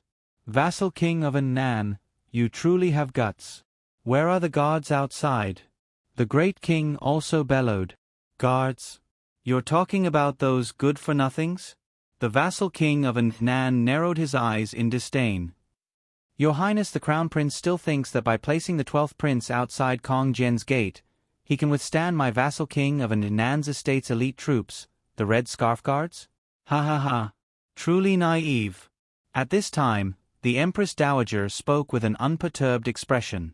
She didn't shout herself hoarse like the great king and only said very calmly, "All these years, the vassal king of Nan's estate secretly nurtured 5,000 Red Scarf Guards?" Ha. The vassal king of Nan laughed arrogantly. "How about it? The Empress Dowager also didn't expect it, right?" "That's not the case." The Empress Dowager shook her head and still said calmly, "We already knew that your vassal king of Nan's estate is constantly making big and small moves. There must be a conspiracy. According to your daily expenses, we can more or less speculate that you might be secretly raising private troops," the Empress Dowager said indifferently. "Such a simple logic isn't hard to understand." The vassal king of Nan's expression instantly darkened. He felt that he had lost all his face after hearing the Empress Dowager's words. "Empress Dowager, why argue with this humble subject again?" He didn't come today to reminisce about old times with this Empress Dowager and the great king.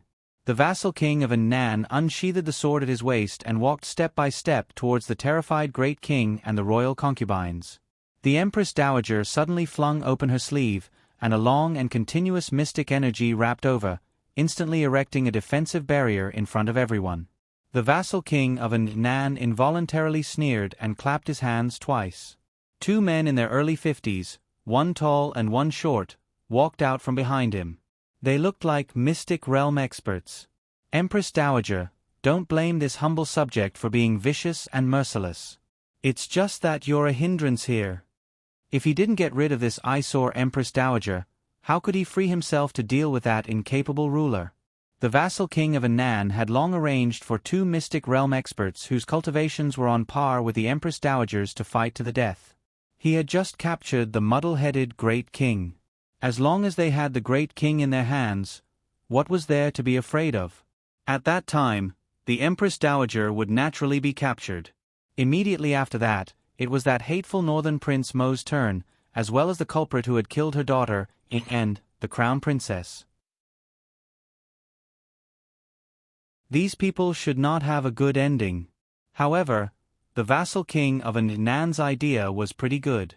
However, Prince Mo and Arbor had both arrived. Upon hearing the vassal king of Nan's disrespectful words to the Queen Dowager as soon as he entered, Arbor raised his brows and turned to look at Molien, seemingly puzzled.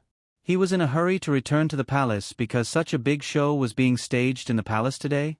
As expected, the vassal king of Nan, this sly old fox, was good at scheming.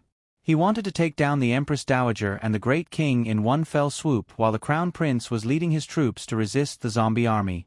This way, he could indeed coerce the Son of Heaven to order his vassals. Unfortunately, even though this plan was well thought out, it still had to be destroyed when he encountered the crown prince. At this time, the vassal king of Annan's gaze was slightly dazed, and he turned his neck stiffly to look at the smiling His Highness the Crown Prince. He kept feeling that when His Highness the Crown Prince smiled at him, there seemed to be a glint and shadow of a sword flashing past the depths of his eyes.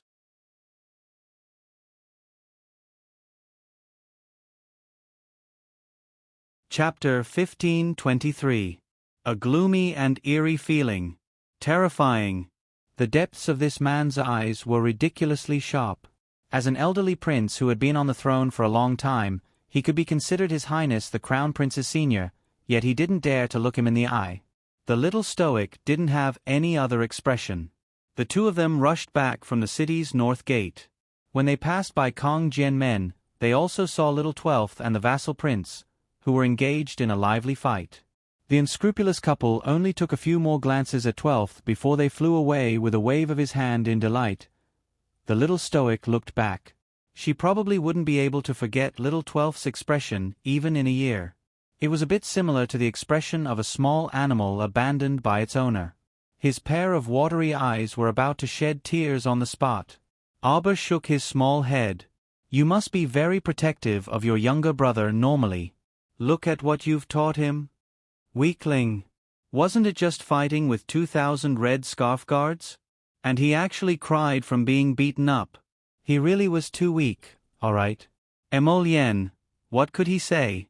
That punk, Mou, clearly didn't cry from being beaten up by the red scarf guards. Rather, it seemed like he cried from being angered by his unscrupulous brother and sister-in-law. However, Prince Mo didn't say anything. Since everything his wife said was correct, he nodded and affirmed his wife's opinion. Younger brother is seriously too weak. Don't worry. I'll take this opportunity to have royal father order younger brother to go to the military camp to train for a year and a half. That place can temper a person's character. In the future, younger brother will definitely become someone who can shoulder great responsibilities. Little Prince Mou, who was still fighting with the red scarf guards, suddenly coughed and rubbed his nose with a strange expression. Confusion. Who was it? Who was talking about him behind his back? Arba glanced at Prince Mo and nodded. Very good. Speaking of which, our family's Xiao Sen has also grown up.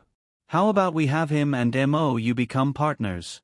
They can go to the military camp together to spend some time? It'll save them from being muddle-headed in the future. Sen, brother-in-law can't help you. If your older sister wants to trick you, brother-in-law can only comply with your older sister's wishes. A certain Sen, who was studying in the school, suddenly felt cold. He shrunk his shoulders and heaved a sigh of relief. It must be an illusion. Seeing the young couple exchanging flirtatious glances with each other, the vassal king of Annan was infuriated and was just about to raise his hand. She then heard Prince Mo's apathetic voice say, "Vassal king of Annan, do you admit to absorbing private troops, transferring treasuries, and even dispatching private troops to secretly plunder some villages? Does it matter whether I recognize it or not?" The vassal king of Annan sneered. "It's not a big deal." Mo Lien nodded. Looking at his slightly raised hand, she mocked with a sneer. "Vassal king of Annan, from the moment this crown prince stepped through this door, it means that you've already lost. Do you understand?" Mo Kingdom's old great king, who was enveloped by the defensive barrier, immediately cried out in surprise and delight. "My king, hurry and apprehend this heartless and unscrupulous thing. To think that we treated him so well and have always respected him as a blood brother. In the end, he actually dared to take advantage of the zombies attacking the city to force us to abdicate. This is simply preposterous. Great king, sit down." Seeing her son jumping up and down, the great king's awe-inspiring demeanor was practically gone. The old queen dowager glared fiercely at him in dissatisfaction. The great king sat down listlessly. The vassal king of Annan sneered, "Your Highness the Crown Prince is too overconfident."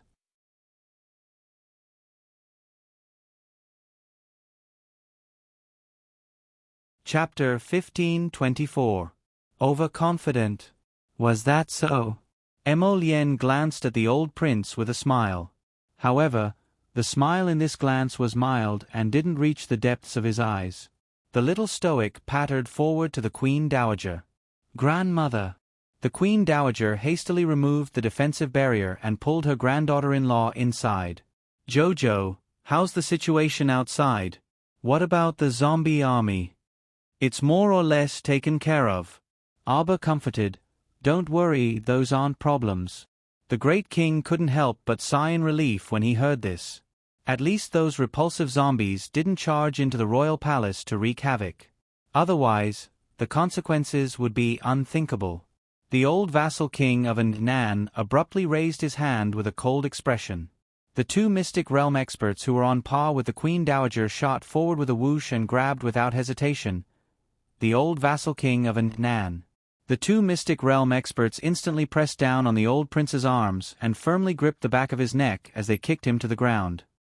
He knelt on the ground with a stupefied expression and stared straight at the little crown princess who was indifferently watching him. He bellowed in disbelief, "Cho Hu, Cho Bao, you actually dare to betray your master?" The two Mystic Realm experts disdainfully swept him a glance and smiled faintly. "Old Prince, the two of us were originally His Highness the Crown Prince's men. It's you who was too blind. We've been hiding by your side for as long as 10 years, but you actually didn't know, Teskase. Anyone would be angered to death by these words, all right? Not to mention the proud and arrogant old prince. He simply couldn't believe his ears. 10 years. 10 years. In other words, the scheming little crown prince had dispatched these two to his side when he was 10 years old? Ah!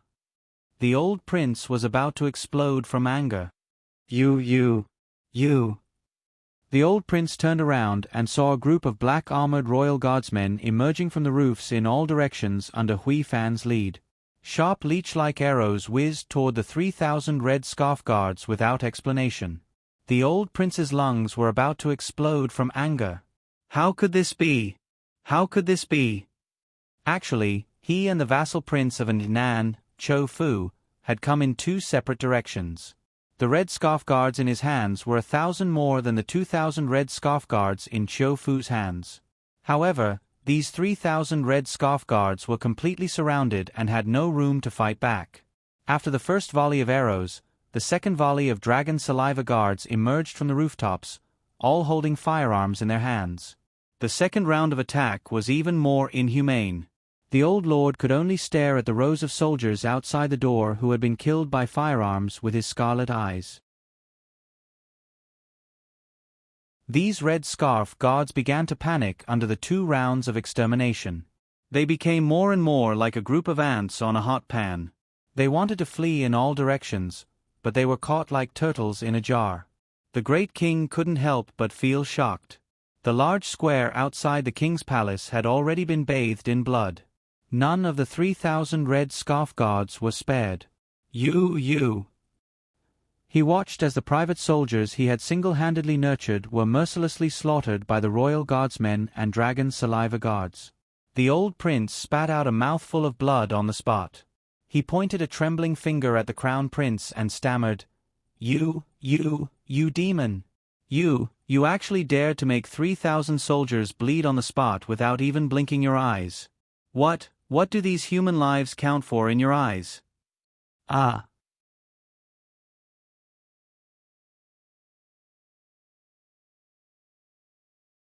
Chapter 15:25.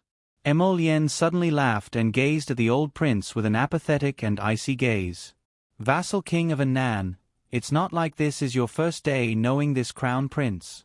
Is this your first time experiencing this crown prince's methods? You privately amassed 5,000 soldiers. In order to feed these private soldiers, you secretly dispatched people to plunder villages and killed more than 1,000 innocent people. You still have the face to talk about human lives with this crown prince? This crown prince thought you already knew the words life is worthless. The old prince plopped down on the ground and stared blankly at Prince Emo. Suddenly, he burst into maniacal laughter. You think you've won? Men, bring everyone from the vassal king of Nan's estate here. With the crown prince's command, earth-shattering cries immediately traveled over. more than 200 people from the vassal king of Nan's estate, masters, concubines, young misses, young masters, servants, and servants, were all pulled to the blood-soaked plaza. The great king, the queen dowager, the queen, and all the royal concubines followed Prince Mo out. They stood on the steps and looked at the group of people from the vassal king of Nan's estate kneeling before them. Mo Lien, you dare! The vassal king of Nan glared at the crown prince with wide eyes and tightly clenched fists. Kill! Mo Lien coldly threw down a word. Immediately, Dragon Saliva Guards stepped forward and pulled out the old vassal king of Nan's concubine sons and daughters from the crowd before ruthlessly tossing them to the ground. Ah! Ah! Cries and screams came from the mouths of those concubine sons and daughters. None of them had their usual spoiled, willful, and lofty attitudes. At this moment, they had all become fish on the chopping board waiting to be slaughtered, struggling and thrashing. The Dragon Saliva Guard slashed a few times, and several heads flew up, dyeing the old vassal king of Nan's eyes red. Mo Lien! The old vassal king of Nan bellowed. Schemer, this crown prince thought you were already prepared to have your entire clan exterminated. What are you crying and yelling for? Don't throw away your old vassal king of Nan's pride. Mo Lien coldly interrupted him. The crown prince gazed icily at the old vassal king of Nan as he sneered, "The winner takes all, so you don't have to be unconvinced. If today, I, Mo Lien, was the one who lost, how many people do you think you will let go of?" When he said this, the old king swallowed the words that were originally at the tip of his tongue. Right, if it wasn't for his son's foresight and early preparations, his group would have long fallen into the hands of the old vassal king of Nan. The consequence of being held hostage would definitely be to blackmail the crown prince. At that time, it would really be hard to say what the outcome would be. Zhao He, who originally felt a little sorry, tightly held her son in her arms. The crown prince was right. If they had fallen into the enemy's hands today, how could they have spared her son? They would not let Mo 16th off just because he was 3 years old. They would only kill him. If the rebellion succeeded, none of the old great king's sons and daughters would survive. Zhao He's gaze instantly turned icy. She sneered and said, "Scheming to rebel is a path of no return in the first place. Vassal king of Nan, are you still unwilling to surrender without a fight?" Ha ha ha ha ha. The old vassal king of Nan laughed arrogantly and suddenly stumbled up from the ground. Good, good, good. He suddenly turned to look at the old great king of Mo Kingdom. I didn't lose to you today, but to your son. Let's make up for yesterday's 2 chapters.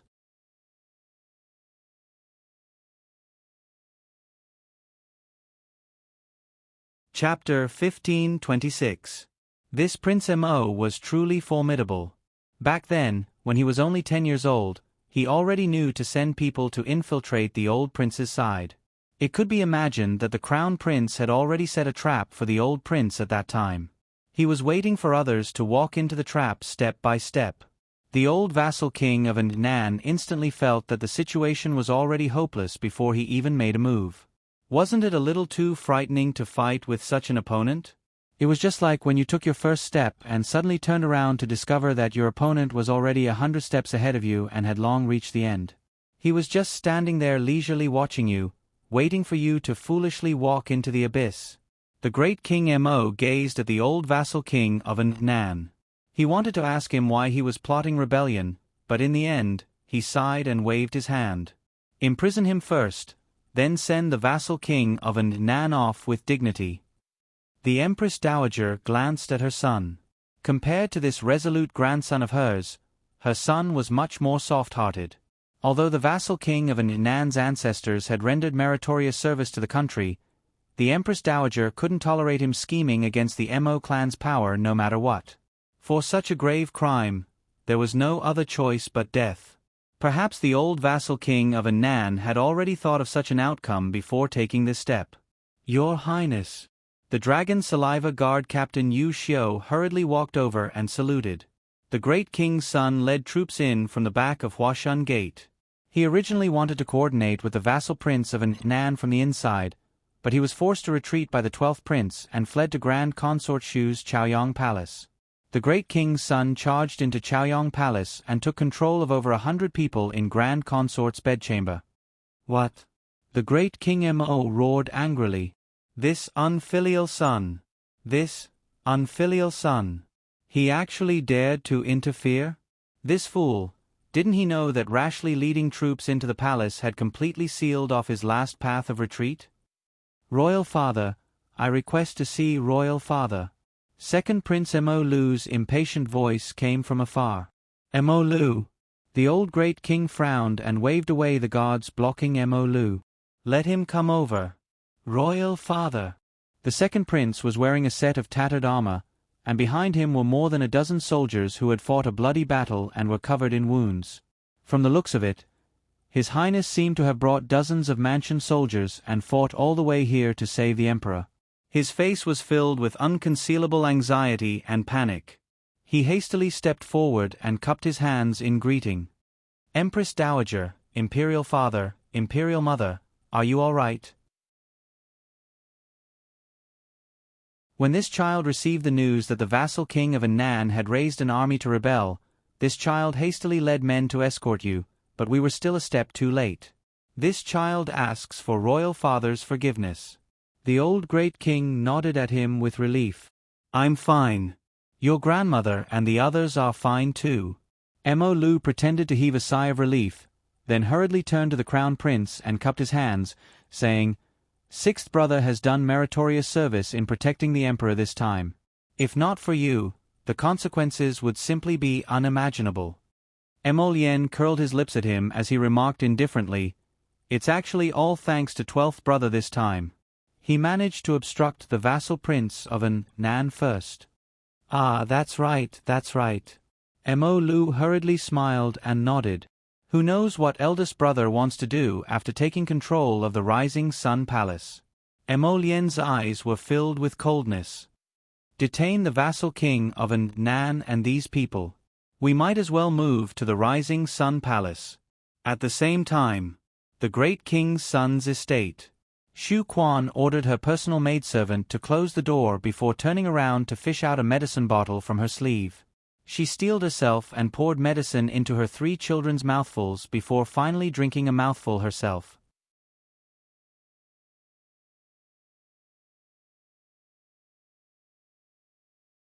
Chapter 15:27. By the time everyone rushed to Chaoyong Palace's entrance, they saw the great king leading several dozen startled shrimp soldiers and crab generals to kidnap Grand Consort Shu out of the palace. Grand Consort Shu's face was filled with terror, and tears streamed down her face when she saw the Empress Dowager and the others. Consort Cheng, Secondary Consort Wu, and Secondary Consort Zhang followed behind Grand Consort Shu. Each of them more or less had a trace of terror on their faces. Especially Consort Cheng. When she saw the great King Mo, she hastily knelt down and pleaded in a tearful voice, Great King, Mo Jiao was instigated by someone to do such a foolish thing. Please spare his life, Great King. The flock of orioles and swallows around Consort Cheng then started sobbing. The vassal king of Nan, who was forced to kneel at the side, couldn't help bursting into laughter when he heard this. Consort Cheng, you're still begging them at this time? Do you think it's useful to beg like this? Today, even if this old man is on the road to the Yellow Springs, Consort Cheng and the great king can't be left out. Ha ha ha ha ha.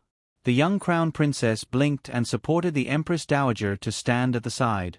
She merely watched the huge commotion and didn't utter a word or express any opinion. The vassal king of Nan's wishful thinking was pretty good. He wanted to take advantage of the time when the crown prince gathered all the soldiers and headed to the city's north gate to resist the zombie army. He wanted to take control of Mo Kingdom's royal palace and use it to blackmail the crown prince. Unfortunately, this old fellow didn't know that the crown prince had been guarding against him since he was 10 years old. Prince Mo didn't kill important ministers who had rendered meritorious service to the country. The people that Crown Prince Mo killed were only traitors who were despised by everyone and hated by everyone. This point was very clear. This was also the source of the vassal king of Nan's resentment. He didn't expect that after living for several decades, he still couldn't see through things as thoroughly as a young fellow. What was laughable was that he obediently walked into the hole that others had dug and then buried himself. This kind of ending made the old king vomit blood. "Bring them all up," Prince Mo said coldly. Cries and shouts could be heard as 400 to 500 people were pushed forward and forced to kneel on the square. The old vassal king of Nan was startled.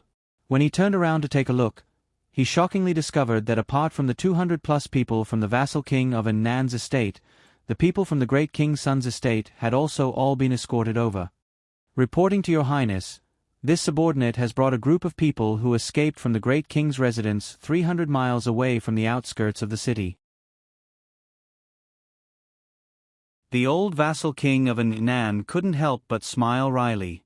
Just like the great king's son, before he made his move, he had already sent his concubines' daughters and sons away from the vassal king of Nan's estate in order to preserve a bit of the bloodline of the vassal king of Nan's estate. But now, half of his pitiful children had been ordered to be killed by the crown prince. The rest of them were already trembling in fear and on the verge of fainting. "Why don't I see the great king's son consort?" the crown prince asked as he scanned everyone with a sharp gaze. The great king's son, who was currently holding consort Dowager Shu hostage, couldn't help but be startled when he heard this, and he hooted at Yu Xiu and the others. "Were you the ones who killed my wife and children? Where did you take my wife and children?" This subordinate and the others found the princess consort and the 3 young masters and young misses in the great king's son's estate. "Impossible!" the great king's son immediately refuted. "I personally sent my wife and children onto the carriage, so how could I not know? How could they still be in the estate?" Yu Xiu couldn't be bothered to pay attention to the hooting great king's son and waved his hand to have people move the corpses of Shu Quan and her 3 children over.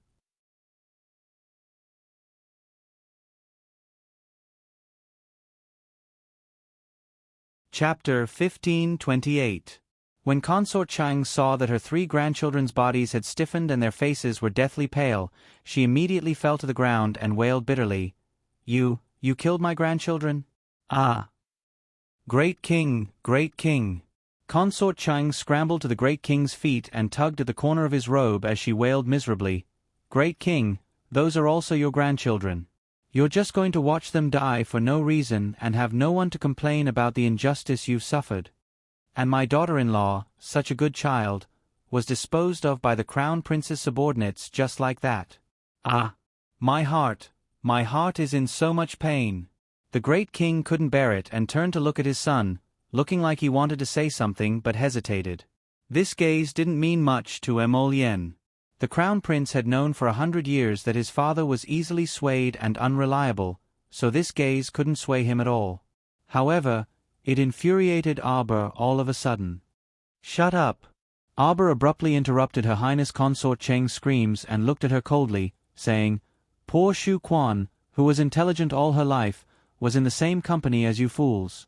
Who exactly killed her, doesn't Consort Cheng know in her heart? Don't you feel ashamed to be this kind of pointlessly good person in front of the great king at this time? I don't usually see you dote on this daughter-in-law that much." The young crown princess suddenly took a few steps forward, and the guards who were originally standing beside Shu Quan subconsciously retreated upon seeing this. The young crown princess squatted down and rummaged through Shu Quan's sleeves. She took out a letter and threw it to Gong Chong'un, who was standing at the side. "Read it. Read it out loud. Read it for everyone to hear." Gong Chong'un's hand that was holding the letter trembled just like that, startled by the young crown princess's imposing manner. There was complete silence. Only the smell of blood spread through the crowd's noses. Father, your daughter-in-law is small and powerless.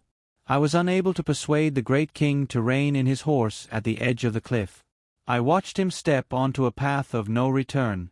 Your daughter-in-law's heart was filled with fear and unease. I know that I have committed a crime worthy of 10,000 deaths, and I don't dare to live in this world. Unfortunately, the 3 children are still so young, and I'm really worried about them. I have no choice but to. Everyone looked in shock at the great king's second consort Shu Quan lying beside the 3 children. According to what she said, Could it be that the great king's second consort had committed suicide while hugging the children? No wonder he looked like he was poisoned. Impossible! Impossible! The great king's son, Mo Jiao, trembled all over and screamed in shock. This is impossible. I clearly saw the four of them get on the carriage. How could he return to the great king's mansion and write such a suicide letter? It's you. You did it. The great king's son pointed at the young crown princess and then placed the saber across old consort Shu's neck. Don't come over. If you dare to come over, I'll let her blood splatter on the spot. Archers, get ready. The crown prince's cold words not only stupefied the great king's son, but even the great king and the queen also turned to look at him. Father, don't blame your son for being ruthless. This person must be captured at any cost. Prince Mo indifferently swept a glance at the old great king and slightly raised his hand. The archers lying in ambush on the eaves instantly drew their bows and waited to shoot. When the gazes of the people from the vassal king of Annan's estate and the eldest prince's estate landed on the archers moving in an orderly fashion on the eaves, their lips trembled, and they started crying in a panic.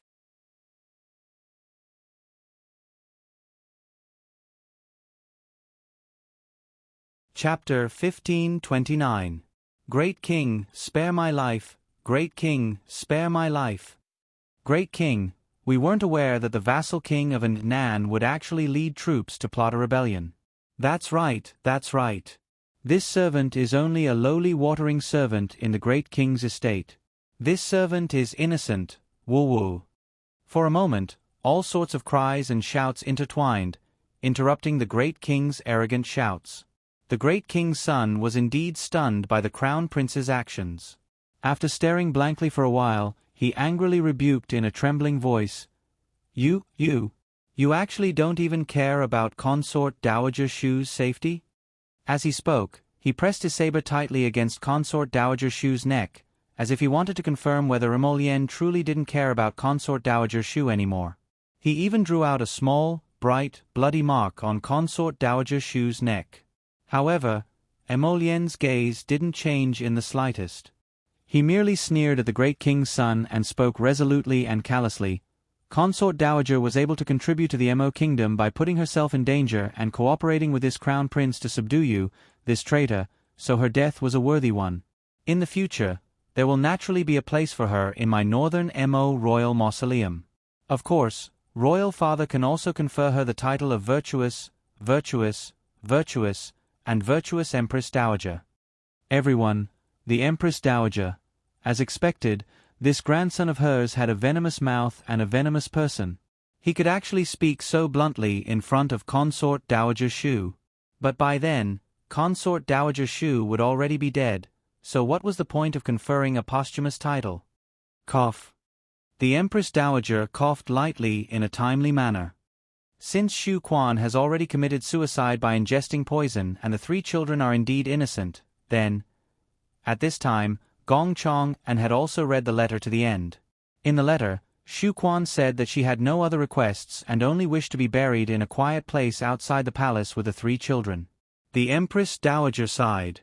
According to the ancestral rules, people who committed suicide indeed couldn't enter the royal mausoleum.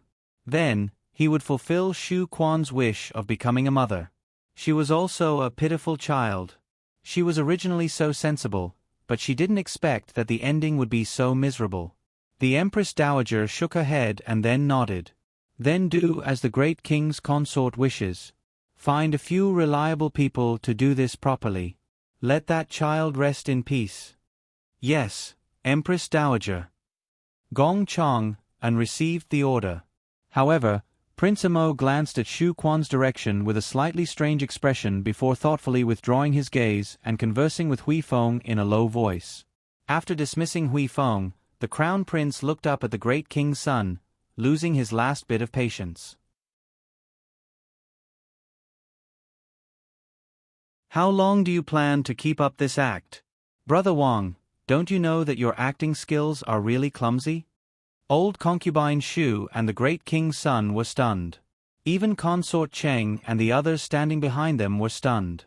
If you still don't surrender without a fight, this crown prince will give the order to execute you on the spot." Prince Emo raised his hand and made a pressing motion. Upon hearing this, the great king's son shuddered. Old concubine Shu sensed the great king's hand going limp and quickly pinched his waist. They were currently fighting for their lives, yet this pig of a teammate was actually frightened by His Highness the Crown Prince and immediately wanted to reveal her true colors. However, this small action already allowed the Crown Prince to confirm that the two of them were indeed on the same side. "Seize them!" Old concubine Shu colluded with the vassal king of Nan and the great king's son to plot against the great king. Her crime deserves 10,000 deaths. With the Crown Prince's command, the imperial guard swarmed toward them like a tide.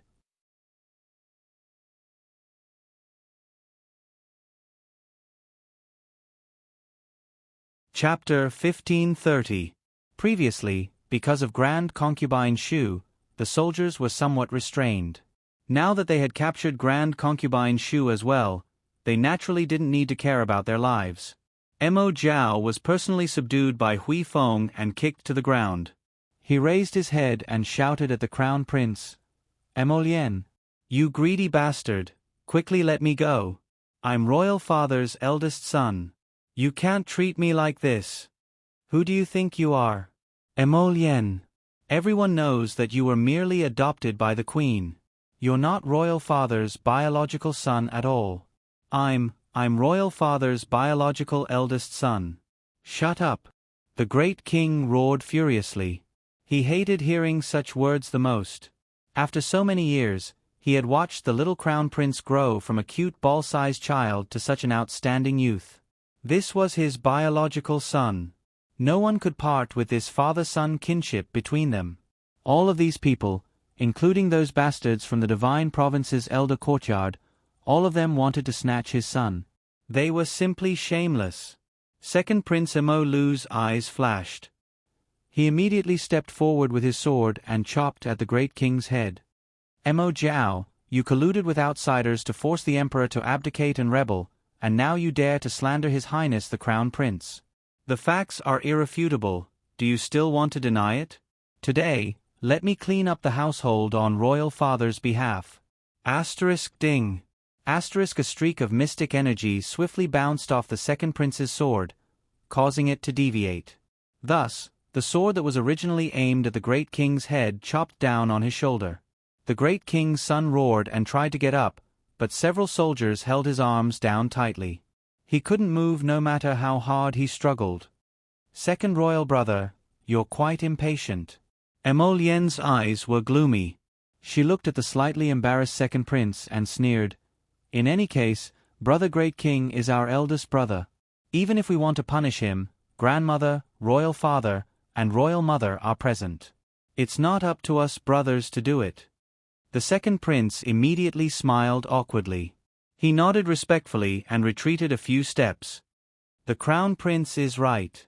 It was I, Royal Brother, who overstepped." As he spoke, the 12th prince walked over in high spirits while escorting the vassal prince and the defeated soldiers in a purple and blue cloak with holes. When the old vassal king of Nan saw his son limping, he immediately wanted to pounce on him. He roared, Father! Cho Fu's son. He Chao's son staggered and Chao's kneeled. When the old vassal king of Nan saw his son like this, tears involuntarily streamed down his face. He felt like a hero who had fallen from grace and was bullied by a dog. Royal Father to Royal Father and Royal Mother. Grandmother, the 12th prince is back. The 12th prince immediately ran to his mother and grandmother to act cute. The queen test to Cho is. He chows and Cho. T to st. The king. Des the queen dowager couldn't help but sigh softly when she recalled what the crown prince said when he came to the longevity palace. Even if she was reluctant, the child had grown up, and the little northern moi couldn't keep him. Princess Anam Wu Hongma was in tears. She was restrained by the soldiers and couldn't move to her son's side. She could only look on helplessly as her Cho'er was trampled on the ground. She couldn't suppress the hatred in her heart, and she glared at Prince Emo. You're tuning in to the Narrate and Escape YouTube channel. Don't forget to subscribe and join us on this journey to catch the most captivating stories.